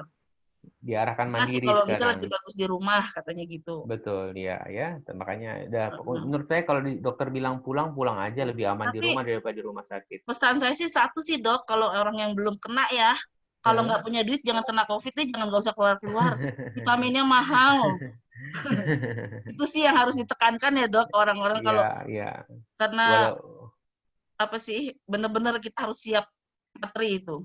Walaupun sebagian besar perawatan pasien sebetulnya sekarang dijamin oleh pemerintah ya di Indonesia ya. Jadi kalau masuk ke rumah sakit rujukan semuanya free kok. Iya, Tapi enggak yang mandiri di rumah dok, yang kayak kampung ini. Iya, betul kalau itu ya. Tapi untuk top loh Pak Anies, kita dapat sembako. Umur hidup saya baru dapat sembako setelah COVID. Sehat-sehat ya, Bu Lila ya, cepat sembuh semuanya sekeluarga. Terima kasih ya dok. Ya, sama-sama. Kalau di Jepang dikasih 15 juta rupiah, dok. Per kepala. Iya. Oke, makasih banyak Bu Lila. Ya, Mas, makasih. Ya, semoga sehat terus ya Bu ya. Amin. Ini ada Bu Husnul mau bertanya, silakan mungkin. Silakan. Buat raise hand, apakah jadi mau nanya atau bagaimana? Kalau enggak saya yang nanya nih. Oke, mungkin sementara saya mau nanya nih, dok, saya kebetulan ada asma ya dok ya. Nah itu kira-kira bagaimana dengan orang-orang punya penyakit asma dok terkait COVID-19 ini dok? Mesti hati-hati ya, karena asma adalah salah satu penyakit komorbid ya. Jadi pasien-pasien yang asma yang kena COVID itu berisiko untuk mengalami COVID yang berat, gitu ya. Jadi mesti hati-hati banget. Bukan berarti kalau asma kena COVID terus pasti mati gitu, enggak. Cuman lebih tinggi kira-kira gitu. Iya, risiko untuk memberatnya lebih tinggi gitu kan, terutama pada asma yang tidak terkontrol ya. Jadi makanya kalau saya tuh kalau terima pasien kami ya, maksudnya dokter terima pasien dari awal tuh kita absen semua. Ini sakitnya ada apa aja gitu. Kita mencari tadi penyakit komorbid ya. Kalau udah DM, sakit jantung, wah kita udah mesti ini hati-hati nih dalam 48 jam bisa memburuk, bisa masuk ICU gitu ya. Jadi teman-teman yang punya asma atau sakit-sakit kronik pastikan terkontrol ya. Jadi kalau yang sakit gulanya mesti bagus, yang darah tinggi tensinya mesti bagus, yang punya asma bila perlu pakai obat inhaler, obat semprot supaya terkontrol ya. Karena kalau semuanya nggak terkontrol lebih beresiko lagi soalnya. Dokter Hendra nanya katanya. Dokter Hendra mau nanya langsung dok mungkin silakan, atau mau ini lewat chat silakan. Ada pertanyaan dari Dokter Hendra pertama di atas ini. Kalau enggak saya mau bertanya lagi nih dok. Kan tadi dokter bilang kalau Filipina, Indonesia kan kondisi mirip-mirip ya. Maksudnya masih ada negara-negara di dunia ini yang memang trennya masih terus naik ya. Nah, apakah dokter juga memperhatikan ada tren-tren di mana ya ada negara yang mungkin mirip-mirip kayak Indonesia yang kondisi seperti sekarang naik terus, tapi ya they do something they made the right decision sehingga menurun gitu. Apakah dokter memperhatikan ada pola-pola seperti itu dok di luar sana dok? Pada saat ini sudah nggak ada lagi ya. Kalau awal-awal kira-kira 2 bulan lalu itu ada memang ya. Begitu kasus melonjak sedikit, ada misalkan saya sebut Australia ya, New Zealand, kemudian Korea juga sekarang lagi naik kalau nggak salah ya, ada 100-an setiap hari sehingga sampai syuting-syuting drama Korea semuanya di stop kalau saya baca ya. Soalnya saya kadang-kadang juga nonton drama Korea di rumah. Jadi yang kayak gitu-gitu. Nah, tapi kita lihat sekarang India, Indonesia, Filipina, Amerika, ya itu negara-negara yang kebijakannya kurang lebih sama ya, yang saya bilang kurang serius atau apa gitu ya, tidak science based decision gitu ya, semuanya pakai intuisi atau mungkin ada pertimbangan-pertimbangan yang lain ya. Jadi ya seperti ini yang kita hadapi sekarang. Berarti memang belum ada pola-pola yang ya pokoknya dari kondisi yang sekarang ini bisa recovery gitu ya dengan decision yang tepat gitu, belum ada dok ya? Belum ada. Walaupun ada satu hal yang mesti kita syukuri Mas Ivan ya, di Indonesia ini alhamdulillah ya, kita nggak tahu kenapa, belum tahu kenapa angka kematiannya itu memang tidak setinggi yang kita prediksi sebelumnya. Itu yang mesti kita syukur ya. Kalau kita lihat di Amerika ya, wah yang Italia ya, itu yang meninggal kan banyak banget ya. Di Indonesia itu kita belum tahu kenapa yang sakit, yang terinfeksi banyak, tetapi angka kematiannya ya besar ya, tetapi tidak seperti yang kita bayangkan. Jadi itu yang kira-kira menyelamatkan kita gitu. Tapi justru saya jadi malah pengen tanya, itu yang di negara-negara yang dokter tadi sudah sebutkan angka kematian yang tinggi itu kenapa dok? Ada penjelasannya seperti apa dok? Ya, ada beberapa alasan. Contoh di Italia ya, di Italia itu populasi di atas 80 tahun itu besar sekali. Kebetulan saya waktu itu kan sekolahnya di sana, jadi saya tahu banget ya. Orang tuanya banyak banget dan yang tua memang lebih Ini katanya gampang. paling tua dok ya di Sicily. Pulau Iya, Sicily. ya betul ya. Terus kalau di Amerika juga kelihatannya ada kesamaan dengan kita ya, orang-orangnya agak-agak bandel, sulit diatur, kebijakan-kebijakan pemerintahnya juga masih kurang oke gitu ya. Di Filipina juga sama, saya tanya teman saya, apa yang terjadi di Filipina? Sama kurang lebih ya. Jadi negara-negara yang menunjukkan kenaikan kasus sampai sekarang itu punya kesamaan ya, sebenarnya kesamaan dalam satu kebijakan publiknya kurang tepat dan yang kedua masyarakatnya bandel gitu kira-kira. I see. Oh ini katanya ada pertanyaan yang di atas kodol nih. Berarti swab dulu baru rapid test untuk melihat antibody. Oh ini masih pertanyaan ya? Iya, yang tadi saya jelaskan itu ya. Oke. Terus saya juga tadi pengen nanya, dokter tadi bilang kalau memang ada negara memang sudah kolaps seperti Venezuela ya dok ya. Maksudnya contoh-contoh seperti apa lagi dok yang harus kita antisipasi kalau memang tetap begini terus ya kita akan memang bisa kolaps seperti mereka gitu loh. Mungkin dokter bisa mendeskripsikan kondisi-kondisi negara yang kolaps itu kayak gimana ya dok ya? Mungkin supaya kita tuh punya, kan katanya harus punya sense of crisis ya. So we actually have to know what crisis actually is gitu loh. Yang mana mungkin sudah kejadian di luar sana. Yang dokter amati seperti apa dok yang sudah kolaps itu dok?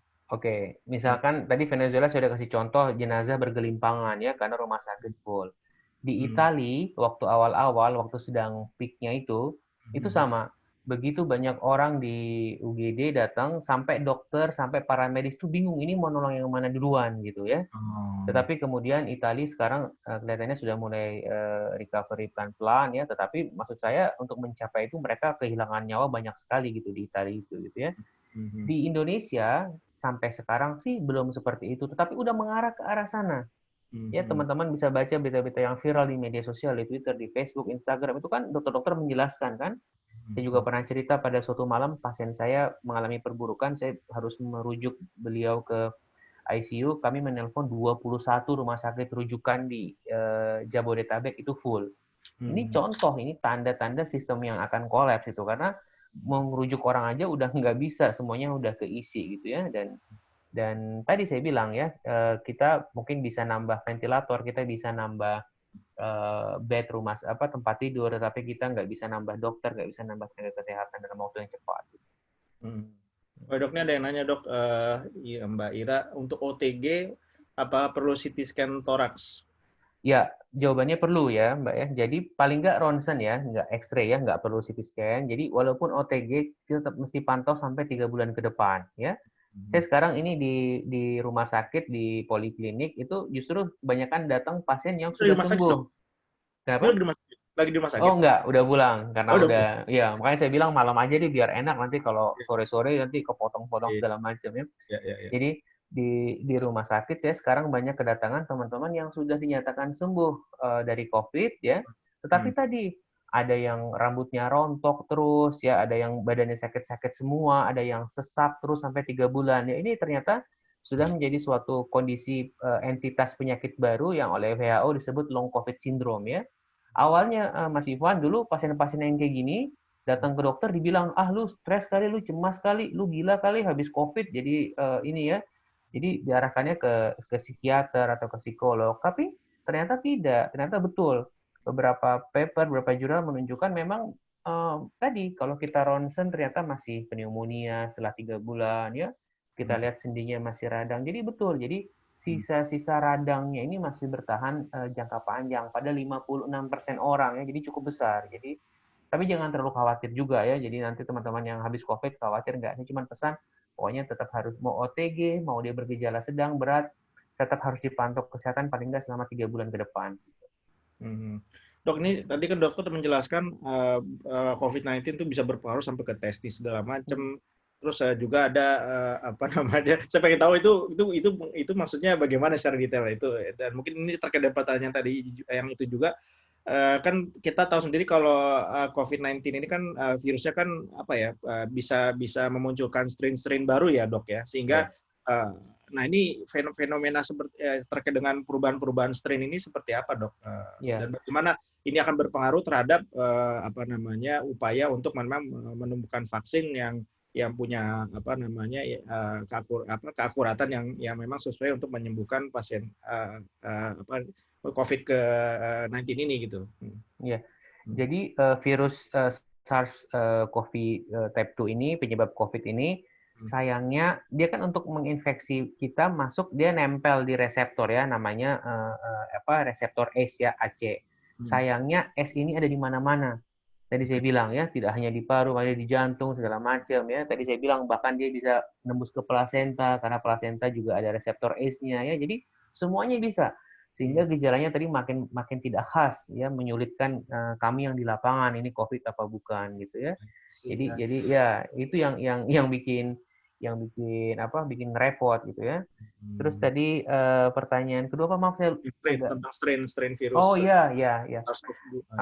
Bahwa namanya mutasi itu pada virus apalagi itu sesuatu yang sangat lumrah gitu ya. Kalau teman-teman kan kalau awam biasanya mikir mutasi itu udah mutasi nih gitu ya. Nah, alhamdulillahnya pada SARS-CoV-2 ini mutation rate itu sebetulnya relatif lebih rendah ya. Dan sejauh ini gimana ngomongnya? Tidak ada dampak signifikan dari mutasi-mutasi ini ya. Ada memang beberapa mutasi yang menunjukkan strain tersebut lebih mudah lebih infeksius ya, lebih menularkan. Tetapi juga tidak lebih berat gitu. Jadi dan untuk vaksin memang sejak awal vaksin-vaksin yang ada ini disiapkan memang sebisa mungkin berlaku universal gitu. Artinya bisa mengcover seluruh strain. Oleh karena itu memang dipilih antigen-antigen yang kira-kira itu bisa representatif yang mewakili semuanya gitu ya. Dan kita berharap ke depan nggak ada mutasi-mutasi yang aneh-aneh sehingga vaksin-vaksin tadi menjadi tidak efektif gitu. Jadi tadi yang dari COVID-19 itu bisa berpengaruh di luar dari paru-paru itu memang polanya belum belum terpahami dengan baik ya dok ya. Maksudnya karena memang ini belum cara untuk mengidentifikasi juga agak sulit juga nih apakah memang karena pengaruh COVID atau enggaknya gitu dok ya. Sekarang sudah terpahami dengan baik sebetulnya ya. Misalkan ada kelainan lesi di kulit ya, itu juga bisa COVID ya. Kemudian kehilangan penghiduan, penciuman, pembauan, pengecapan itu juga kita sekarang sudah ketahui karena ada radang di sel-sel saraf ya. Kemudian apalagi tadi ya diare ya, saluran cerna dan ada laporan menunjukkan di Indonesia ini manifestasi atau gejala diare itu lebih tinggi daripada orang di luar negeri. Dilaporkan 1/3 pasien COVID Indonesia itu mengalami diare. Ada penelitian di Jakarta seperti itu gitu ya. Jadi sekarang kalau saya ketemu diare 1-2 hari nggak sembuh-sembuh nih mesti hati-hati nih COVID nih gitu. Jadi ya itu. Terlalu banyak makan gorengan kali dok. Udah gitu abang-abangnya nggak pakai masker gitu kan. Ini ada pertanyaan dari Korea dok. Mbak Fira silakan dok.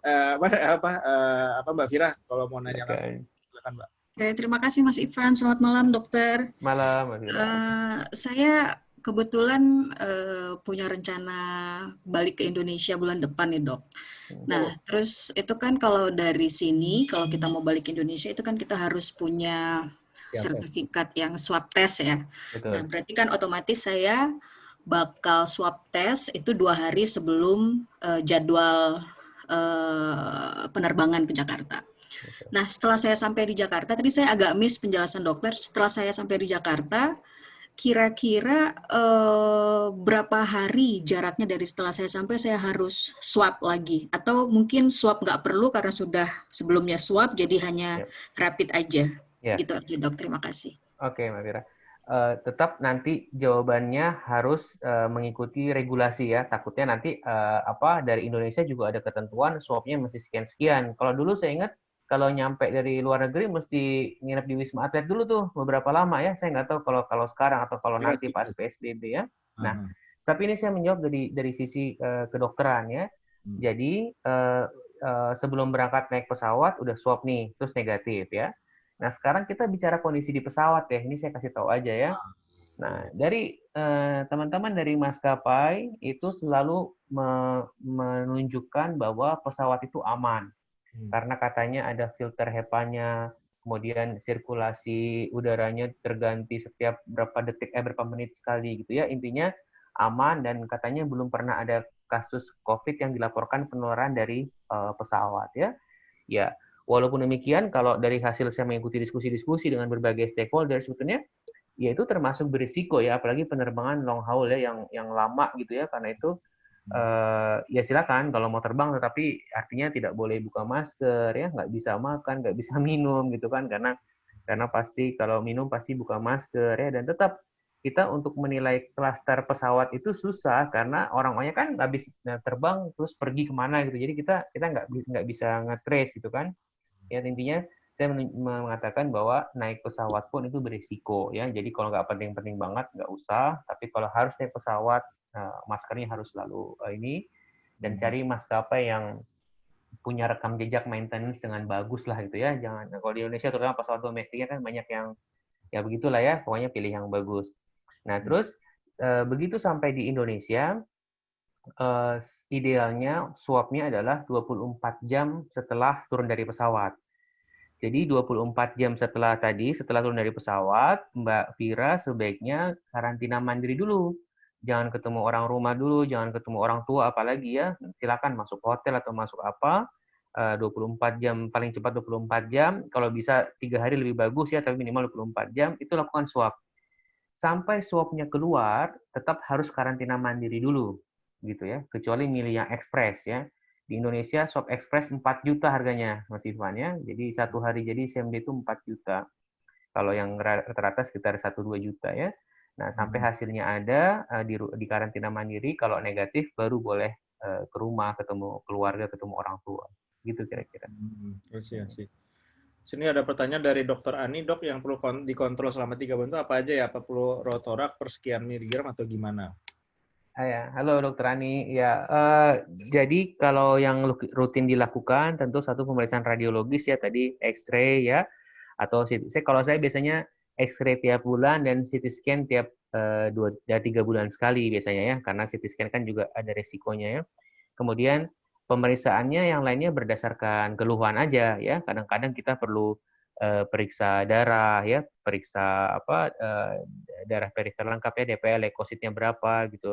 Terus jangan lupa ini yang kita mesti bentuk tim ya. Jadi ngerawat pasien COVID itu nggak bisa sendirian, Mas Ivan ya, harus multidisiplin. Kami di rumah sakit saya kerjasama dengan dokter paru. Apalagi kalau long COVID itu ada dokter rehab medik, ada psikiater yang masih dampingi. Kita nggak bisa sendirian karena memang manifestasinya itu beragam sekali. Kadang perlu dokter saraf ya. Jadi makin pasien ini dikeroyok ya, tanda petik, sama ahli-ahli itu, kita harapkan kemajuannya juga lebih cepat gitu.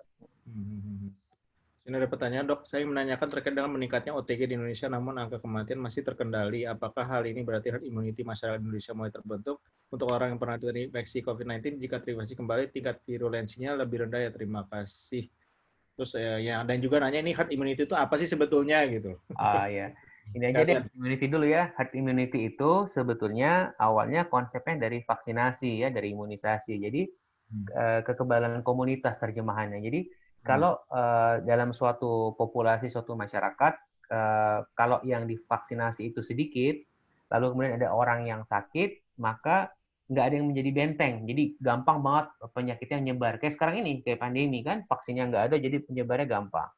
Nah, kalau di suatu masyarakat, di suatu populasi di masyarakat itu cakupan imunisasinya tinggi, artinya banyak orang yang diimunisasi, maka orang-orang yang diimunisasi tadi, selain dia terlindungi diri sendiri, dia juga menjadi benteng supaya orang-orang lain nggak menularkan. Itu yang disebut sebagai herd immunity ya, kekebalan kelompok. Dan ini harusnya terjadi bukan secara alamiah ya, ini harusnya melalui vaksinasi. Ya, kalau alamiah ya mesti nanti herd immunity terjadi pada yang muda, yang tua-tua pada meninggal semua ya, karena tadi yang kena kasus yang berat, jadi nggak boleh secara alamiah ya, gitu. Tadi ada pertanyaan apa lagi ya tadi yang Mas Ivan sebutin tadi? OTG ya? Ya, orang Iya. OTG itu disebutkan apa namanya persentasenya sampai dengan 60% loh ya. Dari yang sakit, dari yang positif itu 60% OTG di Indonesia ya. Jadi ya hati-hati. Kita semua bisa menjadi OTG ya. Kalau nggak pernah swab kita nggak tahu tuh sebetulnya ya. Kemudian memang OTG secara teoritis kematiannya lebih rendah memang ya, karena apa namanya karakteristik penyakitnya memang seperti itu. Lalu apakah herd immunity mulai terbentuk? Kita tidak tahu karena itu kalau kita mau menyimpulkan itu kita mesti melakukan penelitian lagi ya, namanya penelitian serosurvey ya. Jadi di sini manfaatnya rapid test nih, rapid test antibody ya. Jadi kita tes misalkan di masyarakat di DKI Jakarta, kita tes rapid test antibody semuanya ya. Tentu pakai desain penelitian yang benar gitu. Nanti kita ketahuan sekian persen ternyata udah punya antibody. Berarti artinya di masyarakat udah sekian banyak orang yang punya kekebalan. Dari situ kita bisa menunjukkan berapa tingkat kekebalannya ya. Nah, kenapa sih ada yang ringan, ada yang sedang, ada yang berat, ada yang meninggal, ada yang nggak meninggal, ada yang OTG ya?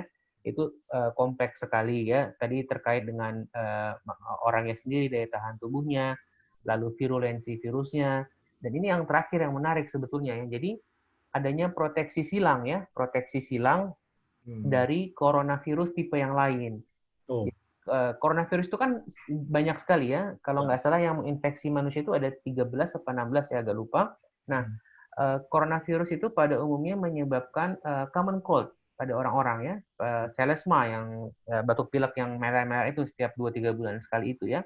Nah, ternyata ada proteksi. Jadi orang-orang yang pernah kena common cold karena coronavirus yang lain ya, begitu dia kena COVID, dia punya proteksi parsial, dia punya perlindungan parsial, sehingga kemungkinan untuk mengalami beratnya COVID beratnya itu lebih kecil gitu ya. Terus satu lagi nih, mumpung ini teman-teman semua, saya yakin ini orang-orang pintar semua yang ikut pada malam ini ya. Satu lagi saya mau titip pesan tentang vaksin influenza ya. Vaksin COVID belum ada, tetapi dari penelitian diketahui ada 2 studi besar ya, satu dari Italia, satu dari Brazil, itu menunjukkan bahwa pasien-pasien COVID yang menerima vaksinasi influenza itu angka kematian dan derajat keparahannya lebih rendah. Sampai WHO sekitar 1-2 minggu lalu mengeluarkan rilis tuh betapa pentingnya imunisasi influenza di zaman sekarang ya. Kalau di Jepang mungkin udah rutin ya tiap tahun mungkin ya. Kalau di Indonesia ini belum menjadi sesuatu yang menjadi kebiasaan. Jadi mesti diingatkan ya. Dan saya senang sekali sebetulnya saya di media sosial juga menyuarakan terus ya, aktif ayo harus vaksin, dan saya dapat laporan dari teman-teman bahwa sekarang ini demand-nya vaksin flu ini sedang tinggi, sedang naik ya. Semoga aja awareness-nya teman-teman bertambah, dan teman-teman yang lain di negara manapun sekarang berada harus vaksin flu nih, karena efek protektifnya itu terbukti dari 2 penelitian besar tadi gitu. Gitu. Oke, terima kasih dok. Ini ada juga pertanyaan dari Mbak Amel, ini juga salah satu tim Jalar juga. Apakah COVID bisa menular dari makanan jika makanan kita terkena droplet orang yang positif COVID? Dan apakah ronsen paru selain swab? Secara teoritis bisa ya lewat makanan. Jadi tadi misalkan beli ketoprak ya, Mbak Amel, abang-abangnya yang nggak pakai masker, dia batuk, dia ngomong, dropletnya jatuh di togenya gitu, terus kita makan ya. Tetapi sampai sekarang memang belum ada satupun kasus COVID yang dilaporkan lewat makanan, itu belum ada ya. Mungkin juga nih, mungkin pada saat termakan virusnya mati oleh asam lambung atau apa ya. Tetapi secara umum sih yang penting kita kalau mesen makan dari luar kita mesti perhatikan kebersihannya lah ya. Kalau abangnya nggak pakai itu ya sebaiknya jangan beli gitu ya. Gitu. Terus tadi ada 2 pertanyaan kayaknya. Buat yang habis COVID tetap harus vaksin flu. Oh ya, tetap ya. Jadi walaupun yang belum pernah, sebetulnya kan ada COVID, nggak ada COVID, vaksin flu itu direkomendasikan untuk semua orang dewasa sebetulnya ya, setiap tahun sekali. Dan untuk anak-anak di atas usia 6 bulan ya. Nah ini sekarang dengan adanya COVID ini ternyata amat sangat penting. Oleh karena itu mau dewasa, anak-anak, mau dia dewasa yang sehat, dewasa yang sakit ya. Terutama justru pada yang sakit diabetes, sakit ginjal, itu rekomendasi vaksinnya lebih kuat lagi gitu, karena daya tahan tubuh mereka kan rendah ya, jadi mesti vaksinasi influenza sekarang gitu.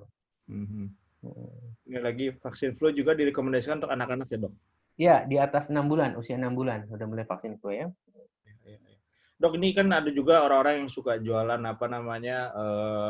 benteng untuk penyakit lebih ya ini sebetulnya lebih buat influenza ya, tapi ada juga yang bilang ini bisa juga untuk COVID misalkan dengan bahan baku dari zeolit misalkan 90% zeolit. Nah, ini kayak gini-gini nih gimana, Dok? Kalau melihat fenomena ada yang menjual kalung gantungan kayak gitu-gitu, Dok?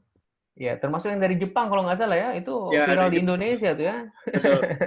Betul. Saya kalau nonton di TV pejabat-pejabat kita itu banyak yang pakai, saya bilang wah itu kan jelas itu hoax ya, itu tidak ada buktinya ya. Dalam kedokteran itu gampang banget kok, kalau buktinya nggak ada, penelitiannya nggak ada, ya berarti hoax ya, karena memang semuanya mesti dibuktikan dulu secara ilmiah ya. Yang kita khawatirkan itu ada false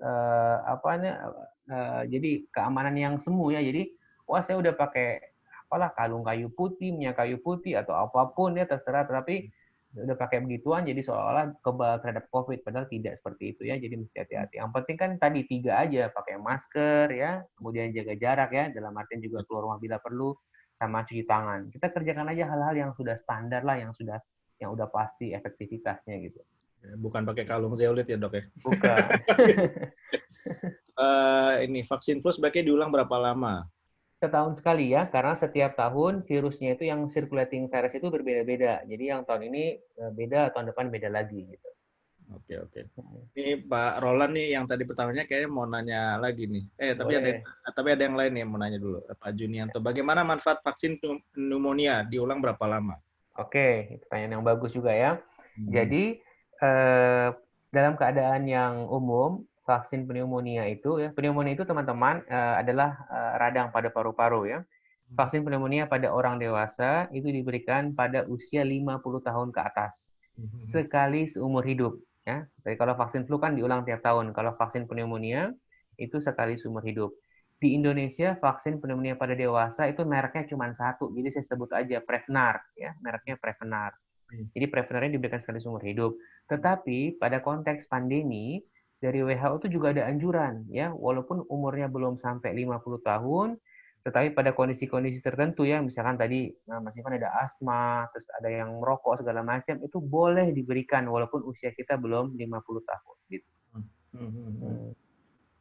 Terus Dok, dulu kan ada obat namanya Avigan, itu gimana ya Dok sebetulnya sekarang? Ya, Avigan ya, atau nama kandungannya Favipiravir ya, tetap itu semuanya adalah obat coba-coba sebetulnya ya. Jadi kita mengenal ada Avigan, kemudian ada Remdesivir ya dari Amerika, kemudian ada terapi plasma konvalesen sekarang sedang dicoba ya.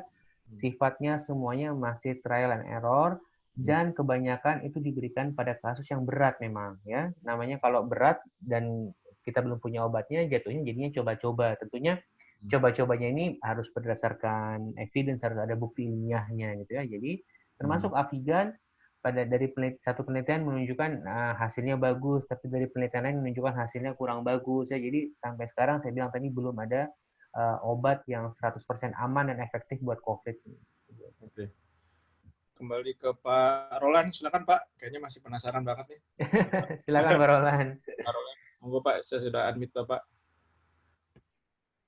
Udah kejam semua. Wah, ini menunggu Pak Roland. Dok, tolong diulang tentang swab rapid antigen dengan swab PCR, hasil swab antigen akurat juga kah? Oke. Jadi tadi pertanyaan yang pertama tadi dari Mas Adit tadi menanyakan rapid test antibody sama swab ya. Itu tadi udah saya jawab. Ini sekarang ada lagi nih rapid test antigen ya. Nah, sebetulnya jadi kalau rapid test antibody itu periksanya di darah ya. Kalau rapid test antigen sebetulnya dia fungsinya serupa dengan PCR ya, dengan swab PCR, yaitu mendeteksi materi genetik virusnya langsung. Tetapi teman-teman, ternyata rapid test antigen itu juga kemampuan alatnya juga masih jelek sekali, masih rendah sekali ya. Ya namanya ini penyakit baru, makanya kayak gitu-gitu biasanya memang masih lama sekali. Jadi saya berpendapat bahwa rapid test antigen ya itu juga ini juga lewat swab juga ya. Bedanya dia nggak mesti diputar di mesin ya, PCR, jadi cuman pakai kit biasa langsung terbaca hasilnya ya. ini false negatifnya besar sekali ya. Jadi jangan sampai wah saya negatif ternyata enggak. Karena kenapa? Karena hasilnya itu sangat dipengaruhi dengan timing pemeriksaan dengan jumlah virus ya. Jadi ada istilah namanya viral load ya. Jadi berapa jumlah virus yang ada di tubuh kita. Dan itu pada pasien COVID viral load-nya itu paling tinggi pada 5 hari pertama ya, atau maksimal 7 hari. Setelah hari ke-7 viral load-nya turun drastis, dan kalau kita rapid test antigen setelah hari ke-7 ada gejala, itu false negatifnya besar sekali. Jadi tetap kalau bisa swab karena swab PCR itu tidak tergantikan gitu. Ada yang nanya bagaimana dengan tes immunoassay? Ya, oke. Nah, jadi ini udah muncul semua nih nama-namanya ya. Jadi ada kelompok A, ada kelompok B. Kalau kelompok A itu tadi namanya tes antigen, yaitu tadi berupa swab, satu ya swab PCR, yang kedua rapid test antigen. Itu satu kelompok ya. Kelompok B ada namanya untuk mendeteksi antibodi. Udah muncul dua nih. Tadi rapid test antibody, yang kedua immunoassay ya. Jadi prinsipnya immunoassay itu sama, dia mendeteksi antibodi, tetapi ya, artinya prinsipnya sama bahwa antibodi itu munculnya belakangan ya, tidak bisa mendeteksi infeksi yang sedang akut yang sedang terjadi ya. Nah, tetapi immunoassay ini satu spesifitas dan sensitivitasnya, artinya kinerja alatnya itu bagus banget dibandingkan rapid test. Apalagi rapid test yang merek abal-abal nggak jelas di Indonesia banyak sekali ya. Jadi teman-teman kalau bisa menjangkau itu, dan dua, harganya lebih murah daripada harga rapid test. Karena memang sejujurnya rapid test sudah jadi bahan jualan sekarang ya. Jadi tadi immunoassay itu kita sebut aja biasanya kita bilangnya tes ECLIA atau ELISA ya biasanya. Atau teman-teman bisa ke laboratorium yang warna kuning itu ya, atau ke rumah sakit yang besar ya. Itu kita bilang aja mau tes serologi antibodi itu hanya 150.000. Ya, hanya 150.000 dengan kemampuan yang jauh lebih akurat daripada rapid test antibody. Tetapi tetap kalau ada orang yang tes immunoassay-nya tadi positif, antibodinya positif, artinya apa? Artinya cuma satu, dia pernah terinfeksi COVID. Itu artinya, dia pernah terinfeksi COVID, dan mungkin aja kecolongan, dia nggak tahu kapan ya gue kena COVID-nya, bisa 2 minggu lalu, bisa sebulan yang lalu gitu kan. Artinya dia sudah punya kekebalan. Begitupun nanti teman-teman yang udah kena COVID kayak Mbak Lila dan keluarga ya, pasti Mbak ya, saya ulangi, pasti imunoassay-nya akan positif terus, akan reaktif terus. Dan itulah yang diharapkan. Jadi jangan kaget nanti bulan depan rapid test antibody kok reaktif, memang reaktif terus. Paling tidak sampai 4-6 bulan ke depan. Kita belum tahu berapa lama antibody itu bertahan dalam tubuh gitu. Jadi ini sekarang kebalik-balik semua emang, karena semua orang sekarang rapid test antibody semua, jadi pemahamannya jadi kacau balau memang ya. Ada yang tadi belum terjawab, belum katanya habis tes swab apakah masih perlu ronsen Pak? Ya, ini apakah kalau udah swab masih perlu ronsen? Ini tergantung nanyanya di titik yang mana ya. Kalau pada awal gejala muncul semuanya perlu. Ya, kalau baru muncul gejala ronsen perlu, cek darah perlu, semuanya perlu karena itu sebagai alat bantu dokter untuk mendiagnosis ya. Nah, tapi nanti kalau udah dinyatakan sembuh, ya mau swab boleh. Nah, tapi nanti tetap ronsen berkala. Tadi saya bilang paling nggak sebulan sekali perlu untuk tadi memantau apakah ada long COVID atau tidak. Itu jawabannya. Dok, mungkin karena faktor waktu juga ya. Seru banget ya. Tapi nggak tahu deh, kata ada yang masih mau nanya. Kenapa? Oh ya, ada Norma katanya mau nanya, mana ya? Mana sih Norma? Ya tahu. Ya Mbak Norma mau nanya, silakan Mbak. Ini teman sohib dekat istri saya nih. Jadi silakan Mbak Norma. Silakan. Masih di sana Mbak Norma? Ya. Masih ada. Mbak. Ya, pertanyaannya tadi selain kalau sudah vaksin influenza, terus pneumonia, protokol kesehatan apalagi dok yang bisa dilakukan semua orang? Ya, oke. Tetap bahkan vaksin-vaksin yang saya sebutkan tadi itu sifatnya hanya pelengkap sebetulnya ya. Tetap yang utama itu ada 3 tadi ya. 1, pakai masker bila keluar rumah ya. Kalau di dalam rumah sih nggak usah ya. Artinya kalau sama orang yang serumah yang nggak usah pakai masker. Tapi begitu kita keluar rumah kita mesti pakai masker dan nggak dilepas-lepas ya. Yang kedua, tetap keluar rumah hanya bila perlu saja untuk hal-hal yang esensial ya. Dan tadi jaga jarak itu penting banget loh ya. Walaupun sekarang ada airborne, tapi kan airborne itu berlaku pada ini S dan K berlaku gitu ya. Jadi teman-teman misalkan lagi di lapangan bola gitu ya, di lapangan bola atau di taman, itu jangan mikir virusnya terbang-terbang begitu, tidak ya. COVID tetap sifatnya adalah droplet ya. Tetapi pada situasi tertentu dia jadi airborne. Apa itu? Kalau di ruangan yang ventilasinya jelek. Ya, contohnya kantor, nggak ada jendelanya gitu ya. Dan orangnya itu banyak gitu ya, ada banyak orang. Nah, itu baru bisa airborne ya. Nah, yang tadi yang terakhir tadi cuci tangan ya. Jadi kalau saya udah punya kebiasaan ngantongin alkohol ya, ngantongin alkohol yang 70% pakai botol spray. Kadang-kadang kan kita air keran juga susah gitu kan. Jadi habis pegang apa semprot sini. Jadi semprot terus. Jadi usahakan tangan ini jangan pernah menyentuh wajah ya, hidung, mata, mulut kalau kita belum bersihin, belum semprot dulu gitu, karena kita bisa masukin virus dengan tangan kita gitu. Itu mungkin. Oke. Gimana, ada lagi yang masih mau nanya sebelum kita tutup diskusinya? Karena kalau nggak bisa sampai pagi nih kita. Kasihan dokternya nih. Karena diperlukan buat pasien. Oh ya, apa istriku mau nanya, silakan. Silakan Mbak Aja. Monggo. Sudah di-unmute tuh. Halo Pak Dokter Diga. Halo Mbak. Ayo, lama banget nggak ketemu ya. Nggak nanya, cuma bilang ya selamat bertugas dan semoga selalu sehat. Amin, terima Serem kasih. banget lihat Indonesia dari sini, beda banget. Betul. Besok juga insya Allah saya live sama BNPB Mas Ivan. Besok penekanannya adalah pencegahan tadi COVID pada pasien-pasien dengan komorbid ya, dengan DM, dengan apa, karena ini yang mesti kita tekankan ya. Jadi teman-teman yang sakit-sakit ini ternyata takut ke rumah sakit nih. Karena situasi di Indonesia seperti ini, jadi sakit DM, tadinya pakai insulin, 3 bulan nggak pakai insulin.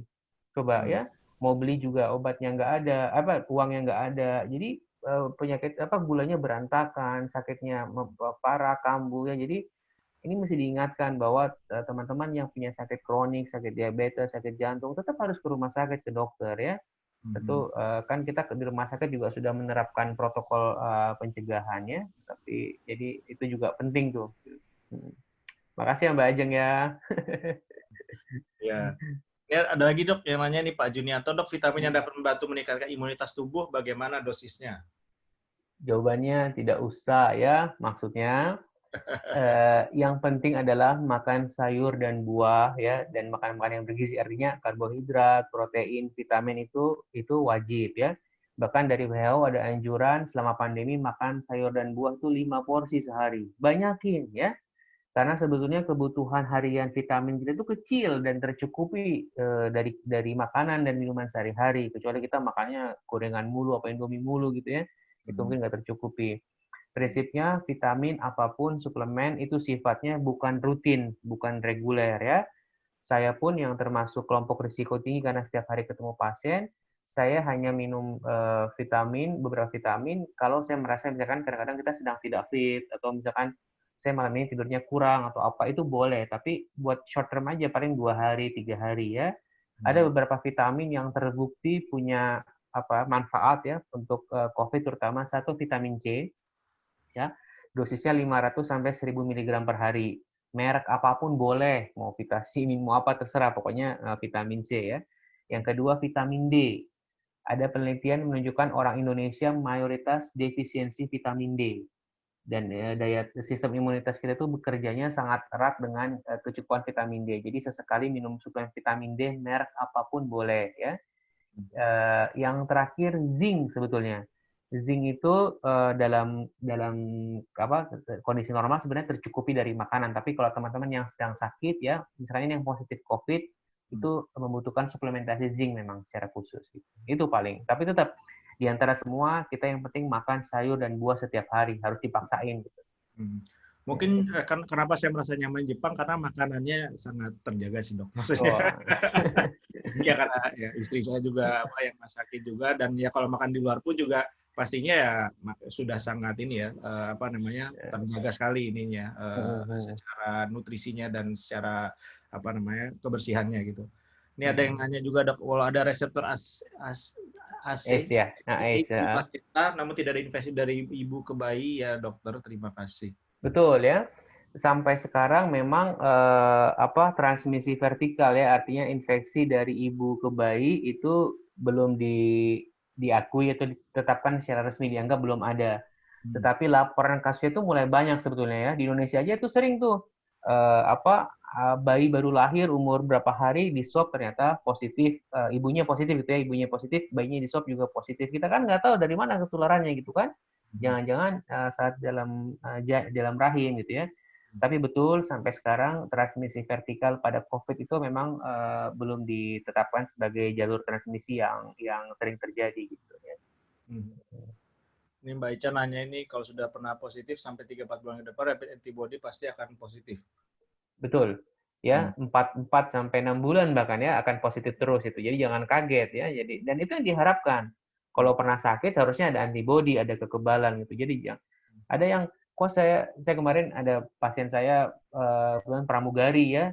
Dia nggak tahu dia kapan dia sakit. Sementara dari perusahaannya mencaratkan kalau mau terbang rapid testnya masih negatif.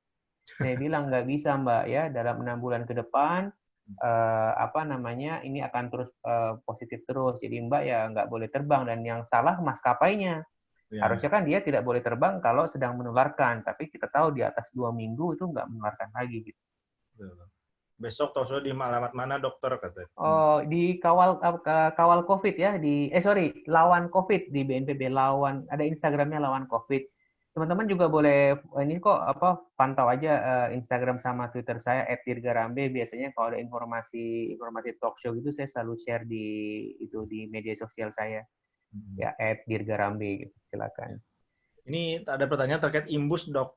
Kebetulan saya juga direkomendasi buat tapi akhirnya saya mungkin agak nggak terlalu mengkonsumsi itu juga jadinya. Nah kalau terkait imbus boleh diberikan terus dok. Ini gimana dok untuk anak-anak? Waktu awal pandemi merek ini termasuk yang laris manis ya, sampai habis tuh di pasaran ya. Saya ingat banget imbus sampai habis. Dan di situ kan ada kandungan, ada echinacea, ada zinc, segala macamnya. Tetap prinsipnya tadi seperti jawaban saya tadi ya, bahwa yang terpenting adalah memastikan makanan yang kita makan sehari-hari itu bergizi, sayur dan buah. Kalau itu kita bisa cukupi, tidak perlu imbus ya. Bolehkah minum imbus? Boleh, tetapi tadi bila perlu saja dan sifatnya hanya beberapa hari aja, nggak perlu lama-lama. Sampai 6 bulan pandemi tiap hari minum imbus itu nggak ada gunanya itu ya, itu salah gitu. Seperti itu. Ini ada yang mau sharing, tapi mungkin menarik juga kalau di komen sama dokter. Dok, dulu vaksin influenza makin sedang tidak fit, malah flu lama nggak sembuh-sembuh jadi trauma. Ya, ini saya pastikan anggapan keliru. Kenapa? Karena satu, vaksin influenza itu adalah vaksin mati. Jadi untuk menyebabkan penyakit, apalagi penyakit flu, itu 0, ya 0, tidak mungkin. Kecuali kalau vaksin-vaksin yang hidup itu ada risiko untuk menyebabkan gejala-gejala penyakit walaupun sifatnya biasanya ringan ya. Jadi itu satu, itu bukan karena vaksinnya. Yang kedua bisa karena sugesti. Yang ketiga, perlu teman-teman tahu bahwa untuk vaksin apapun itu kekebalannya baru muncul paling cepat 2 minggu setelah disuntik. Ya, jadi ya mungkin aja apes ya, misalnya hari ini suntik vaksin flu ternyata besok ketularan common cold dari teman-teman yang lain ya. Jadi itu ya. Jadi kalau karena vaksin influenza tidak. Dan satu lagi, di Indonesia ini itu orang salah kaprah ya. Semua batuk pilek disebut influenza. Lu flu ya? Gue lagi flu nih. Salah ya. Influenza adalah penyakit yang disebabkan oleh virus influenza. Sedangkan kalau yang kita kena yang 2 bulan, 3 bulan sekali itu namanya common cold atau selesma. Ya, influenza bukan selesma, dan vaksin influenza tidak melindungi kita dari common cold. Dan tidak ada orang mati karena common cold, nggak ada. Tetapi orang mati karena influenza itu banyak sekali. Demikian. Itu penyebabnya beda ya dok ya antara selesma dengan ini? Beda, kalau selesma tadi penyebabnya paling sering justru coronavirus yang tipe lain ya, bukan yang COVID yang sekarang, coronavirus tipe lain, dari rhinovirus ya, tapi bukan influenza. Gitu. Tapi ininya dampaknya sama ya dok ya, maksudnya secara batuk, pilek segala Yes, makanya secara kolektif termasuk COVID disebut sebagai ILI kan, influenza-like illnesses ya. Jadi keluhannya di awal-awal menyerupai influenza, tetapi pada flu itu biasanya satu demamnya, ada demam ya, agak tinggi, terus badan itu sakit semua sampai kita mesti bed rest, nggak masuk kantor 1-2 hari. Nah itu influenza tuh. Kalau common cold biasanya cuman bersin-bersin, meler-meler dikit tanpa demam, terus juga badan juga nggak yang sakit-sakit semua gitu. Itu secara praktis membedakannya seperti itu. Gitu. Oke. Vaksin influenza juga melindungi dari flu burung, flu babi dan lainnya dok? Jawabannya tidak ya. Jadi influenza itu ada dua, ada seasonal ya, influenza musiman, dan ada pandemic influenza. Yang tadi contoh ada Spanish flu, ada flu Hong Kong ya. Nah, yang kita bicarakan dari tadi vaksin flu adalah vaksin influenza yang musiman, yang seasonal. Jadi dia tidak melindungi dari flu-flu pandemik seperti flu babi segala macam gitu, beda. Oke, ini karena hampir 2 jam, jadi kasih dokternya dari yang tadi cuma 45 menit jadi hampir 2 jam. Dok, ya mungkin kalau misalkan nggak ada pertanyaan lagi, saya mungkin minta dokter buat apa ya, ya closing statement atau closing remark gitu. Tapi saya mau coba ngelihatnya dari konteks apa namanya, kami di sini, saya kan sebetulnya acara Let's Talk with Ivan ini adalah salah satu inisiatif dari jaringan alumni luar negeri ya dok ya. Jadi jaringan, ya, maksudnya kita percaya bahwa kayaknya alumni-alumni dari luar ini dan termasuk dokter salah satunya ini memang perlu meningkatkan kolaborasi dan sinergi ya. Karena mungkin kita tersebar di berbagai institusi yang berbeda dan mungkin kita bisa saling mengisi, dan seperti dokter tadi bilang juga ini memang harus pendekatannya multidisipliner ya, sehingga memang kita bisa mengatasi permasalahan dan ya memang tapi kita lihat kalau dilihat secara big picture-nya, lucunya kolaborasi, urgensi buat kolaborasi dan urgensi ini kok malah muncul di situasi di mana apa namanya populisme terjadi, pemimpin dunia kok kayaknya nggak kolektif berpikirnya, Cina kemana, Rusia kemana, Amerika kemana, ini apa ya? Saya ingin dan tapi sebenarnya di satu sisi lain saya juga melihat COVID-19 itu membawa beberapa hikmah positif juga, karena banyak eksplor hal-hal baru, termasuk Zoom seperti ini, bisa kenal dengan ahli-ahli kesehatan seperti dokter, kita tahu bahwa apa namanya bagaimana memperhatikan apa namanya infrastruktur kesehatan supaya kita bisa menjadi masyarakat produktivitas itu ternyata urgensi sangat tinggi gitu ya ketimbang sebelumnya. So with all these positive and negative things yang kita lihat dari fenomena COVID-19 ini, dok ya, if I may humbly ask you to give a closing remark, what is your overview terkait dengan COVID-19 ini? Apa sih kira-kira pembelajaran hidup yang perlu kita jadikan sebagai apa ya patokan atau fondasi kita untuk kita menjalankan aktivitas-aktivitas kita ke depannya gitu ya. Mungkin dokter bisa bicara dari sisi profesi dokter itu sendiri, dari sisi mungkin nationwide atau even your individual gitu ya. If you may give some closing comments about that, dok, untuk menutup diskusi kita malam hari ini, mohon bisa berkenan, dok. Oke. Yang pertama pada tahap individu, semoga ya, ini semoga saya tidak salah, nanti kita ada perbaikan pada personal hygiene ya. Jadi terutama soal cuci tangan segala macam ya, pakai masker, itu kan soal personal hygiene yang selama ini kita ini bangsa yang jorok gitu lah ya katakan ya. Jadi harusnya kita pelan-pelan mulai belajar itu gitu kan. Kemudian yang kedua ini yang secara sistem ya, pandemi ini telah menunjukkan, telah memaparkan secara nyata bahwa ternyata sistem kesehatan kita itu sangat rapuh gitu ya, dan itu bukan rahasia sih sebenarnya, dan itu kita nggak bisa nunjuk salah pemerintah saat ini karena itu warisan dari sejak tahun 1945 dan itu belum sesuatu yang diperbaiki secara sungguh-sungguh, secara sempurna gitu kan, apalagi dengan negara sebesar kita, negara kepulauan, penduduknya banyak, itu pada situasi sekarang itu sangat tidak menguntungkan itu ya. Jadi hal-hal seperti itu yang semoga diperbaiki terus. Terus yang ketiga, menunjukkan bahwa sebetulnya menurut saya kekayaan bangsa itu adalah sumber daya manusianya, Mas Ivan, ya, bukan sumber daya alamnya. Kita lihat ini sekarang di saat-saat begini ada ratusan tenaga kesehatan yang meninggal, itu kehilangan betul, itu mereka adalah aset-aset bangsa, ya, karena untuk membuat seperti itu, menciptakan orang itu butuh, seperti misalkan untuk jadi spesialis itu paling tidak mesti sekolah selama 10-11 tahun, Mas Ivan, ya. Jadi kalau belum lagi kalau yang meninggal profesor, guru besar, ahli-ahli yang nggak ada duanya gitu tuh, itu kehilangan yang besar banget, ya.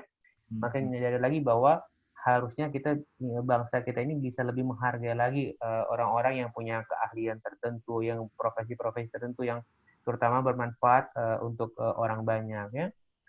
Kemudian ini mungkin yang terakhir, ini pendapat saya, soalnya saya sering ditanyain apa kira-kira ujungnya pandemi ini gimana sih di Indonesia, Dok, gitu, ya. Tadi saya bilang sama Mas Ivan, kalau saya ditanya ujungnya pandemi secara Indonesia, secara total itu masih gelap. Tetapi menurut saya Indonesia bisa mencapai eliminasi lokal, ya. Jadi contohnya, terutama pada isolated island. Contohnya saya sebut aja Pulau Bali, ya, Bali, Nusa Tenggara. Karena itu gampang banget memutus perpindahan penduduk, ya. Misalkan nggak boleh masuk dulu turis dari luar gitu. Itu gampang banget sebetulnya ngontrol pandemi ini. Jangan buru-buru kita mau menghidupkan pariwisata, tahan dulu gitu maksudnya, ya. Pelan-pelan terkontrol baru, ya. Tetapi memang kalau untuk Jawa misalkan, ya sebetulnya saya setuju dengan pendapat teman saya, Dr. Ahmad Hidayat dari Rumah Sakit UI, ya. Ini COVID ini kan saya lupa 60% kalau nggak salah ada di Jawa. Kalau kita selesaikan kasus di Jawa, ini selesai mungkin COVID Indonesia gitu, ya, karena di luar Jawa relatif kasusnya lebih rendah gitu. Jadi, nah Jawa ini kan orangnya banyak, pemerintahnya banyak, ada Jawa Barat, DKI segala macam. Kalau teman-teman kepala daerah ini tidak kompak, waduh percuma deh, ya susah maksudnya. Jadi misalkan DKI besok Senin PSBB, tetapi tadi Pak Wali Kota Bogor bilang masih boleh ke Bogor, masih boleh. Nah itu ya nggak akan efektif gitu, akan bulat aja gitu. Jadi ini perlu duduk bersama. Jadi saya mengharapkan betul sebetulnya para pemimpin kita ini, yang saya percaya mereka ini udah berusaha sungguh-sungguh sebetulnya, ya, tapi memang ya harus lebih lebih kompak, ya, lebih, dan semua kembali kepada kepala pemerintah, kepala negara, presiden harusnya memimpin orkestra ini gitu. Ini kita ini mau dikemanain gitu, ya, karena kita nggak boleh lama-lama seperti ini gitu. Demikian sih, Pak. Siap. Dok, tentang testing gimana, Dok? Tadi kayaknya kita belum belum mengangkat soal testing. Iya. Gimana, bayangkan, Dok? Ya, kita sehari 3.800 kasus baru, tetapi dengan testing capacity yang masih rendah sekali, ya. Dibandingkan Rusia, dibandingkan India, bahkan kita tuh jauh sekali. Artinya apa? Kalau kita kalau kita meningkatkan testing capacity, itu mungkin kasus kita jauh lebih besar daripada ini gitu, ya. Jadi aslinya saya nggak tahu berapa aslinya Indonesia itu kasusnya berapa, tetapi testing itu sangat penting, ya. Semakin banyak yang ketahuan, semakin penting. Tapi ada tapinya nih, testing saja tidak cukup. Saya contohkan, pemerintah DKI itu selalu membangga-banggakan soal testing, bahwa testing DKI itu lebih tinggi daripada standar WHO. Itu betul, ya. Di Indonesia juga cuma DKI, ya, karena ya sebagian labnya punya pemerintah pusat sebetulnya, ya. Tapi di Jawa Barat, ya. Tapi testing itu harus diikuti dengan tracing. Ini yang kita lemah. Dan ini kondisi-kondisi yang ada di hulu, ya. Jadi kan testing dan tracing, ya. Jadi kita nggak akan bisa memutus penularan kalau kita nggak tracing. Dan dari WHO menunjukkan bahwa tracing itu harusnya 30 orang. Jadi kalau ada 1 orang ditemukan positif, harusnya tracingnya sampai ke 30 orang terdekat dia. Di sini kita enggak, 1 orang, 2 orang berhenti, udah cuman istrinya apa cuman anaknya gitu, ya. Jadi artinya yang lain-lainnya masih nularin terus, ya. Jadi testing dan tracing itu harus dikejar, dan itu ada di hulu supaya di hilir ini bisa selesai semuanya. Oh, ini ada yang bertanya, Dok, mungkin bisa kita jawab sekalian sebelum kita tutup diskusi. Positive rate di Indonesia seperti apa, Dok? Mungkin tadi udah jelasinnya, cuman kalau boleh sedikit, Dok. Jadi kalau kita ngelihat kasus, kita tidak hanya melihat jumlah kasus per hari, ya. Karena misalkan kalau kita lihat di Amerika misalkan, dia kasusnya sehari bisa ratusan ribu, tetapi positivity rate-nya itu terjaga gitu, ya, stabil. Artinya apa? Memang itu jumlah kasusnya meningkat semata-mata karena testing capacity-nya besar. Oleh karena itu ada indikator lain yang disebut sebagai positivity rate. Artinya dari sekian banyak orang yang dites, itu berapa persen sih yang positif gitu ya. Dan dari WHO menunjukkan suatu negara bisa disebut terkontrol kalau positivity rate-nya 5%. Ya.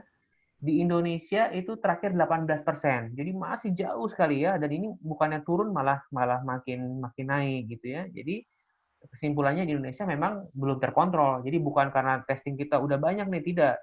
Testing kita masih sedikit. Dari WHO menunjukkan bahwa harusnya Indonesia itu testingnya sehari 30.000 minimal per hari. Ya, itu dihitung dari jumlah penduduk. Kita pernah mencapai itu beberapa kali saja, tapi kemudian turun lagi gitu ya. Ini mesti dikejar, testing dan tracing. Walaupun saya dengar kendalanya lagi-lagi Mas Ivan ada pada sumber daya manusia. Ya. Jadi presiden, pemerintah bisa beli alat mesin PCR, bisa beli lain-lainnya, tapi ingat mencetak sumber daya manusia yang bisa mengoperasikan PCR, yang bisa men-swab itu kan tidak gampang ya. Jadi ini pelajaran yang mahal betul bagi kita bahwa menyiapkan SDM itu pada berbagai bidang kehidupan itu penting banget gitu. Oke, Dokter Dirga, saya mengucapkan terima kasih banyak. Saya yakin Allah melalui malaikatnya akan mencatat semua amal baik dokter yang sudah mengerahkan sekali teman-teman yang ada di sini, dan insya Allah mungkin teman-teman dari jaringan alumni luar negeri ini adalah orang-orang yang mungkin mereka bisa membantu ya untuk mencerahkan masyarakat di sekitar mereka. Jadi itu harapan saya, dan kalau saya lihat memang dari penjelasannya dokter, sebetulnya yang sangat dibutuhkan kita saat ini untuk menyembuhkan COVID adalah rekayasa kebiasaan sosial. Dan memang itu terfokus ke daerah yang memang sangat terjangkit oleh penyakit ini ya, which is dokter bilang tadi, Pulau Jawa. Nah, sekarang kuncinya adalah bagaimana kita bisa membuat rekayasa kebiasaan sosial yang benar di Pulau Jawa, dan ini harus satu orkestra semua gitu ya. Dan sebetulnya benar kata dokter tadi ya, kalau saya lihat ya karena ini negara kepulauan, seharusnya kalau memang kita bisa isolasi negara kepulauan itu nggak susah-susah amat gitu sebetulnya untuk meredam ini gitu loh. Nah, cuman masalahnya koordinasi dan konsistensi dan leadership ya. Saya pikir itu yang perlu dijadikan sebagai prioritas utama, bukan soal obat, mendatangkan alat segala macam, tapi how we can create the right social behavior sehingga ya ini masalah bisa kita selesaikan bersama-sama gitu ya dok ya, mungkin kalau saya boleh ngambil kesimpulannya gitu, sehingga kita bisa menyelamatkan nyawa terutama tenaga-tenaga kesehatan kita seperti dokter Dirga ini yang punya risiko yang sangat tinggi ya karena berhadapan dengan pasien COVID tiap harinya gitu, tiap hari ya dok ya mungkin ya tiap hari ya.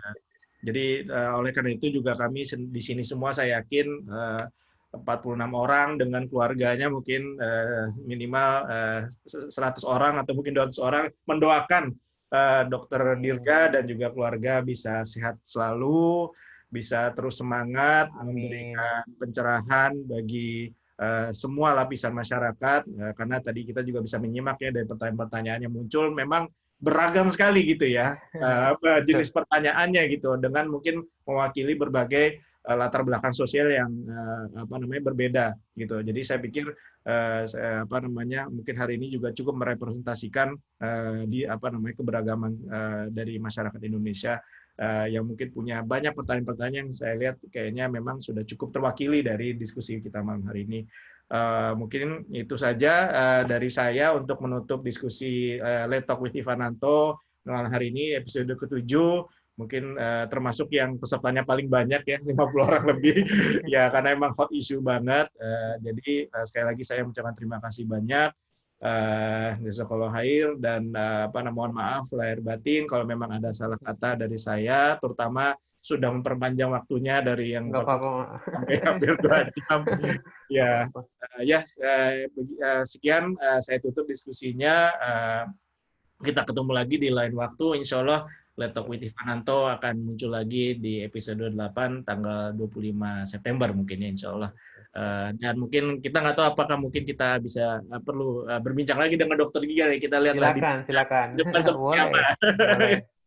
Mungkin ada yang belum puas dari malam ini. Oke, itu aja dok. Terima kasih dan terima kasih banyak untuk semua peserta yang hadir malam hari ini, 50 orang lebih, sangat apresiasi perhatian dan waktunya. Kita jumpa lagi di Talk with Ivananto di episode yang akan datang. Wassalamualaikum warahmatullahi wabarakatuh. Waalaikumsalam warahmatullahi Ibu wabarakatuh. Jepang, Dok.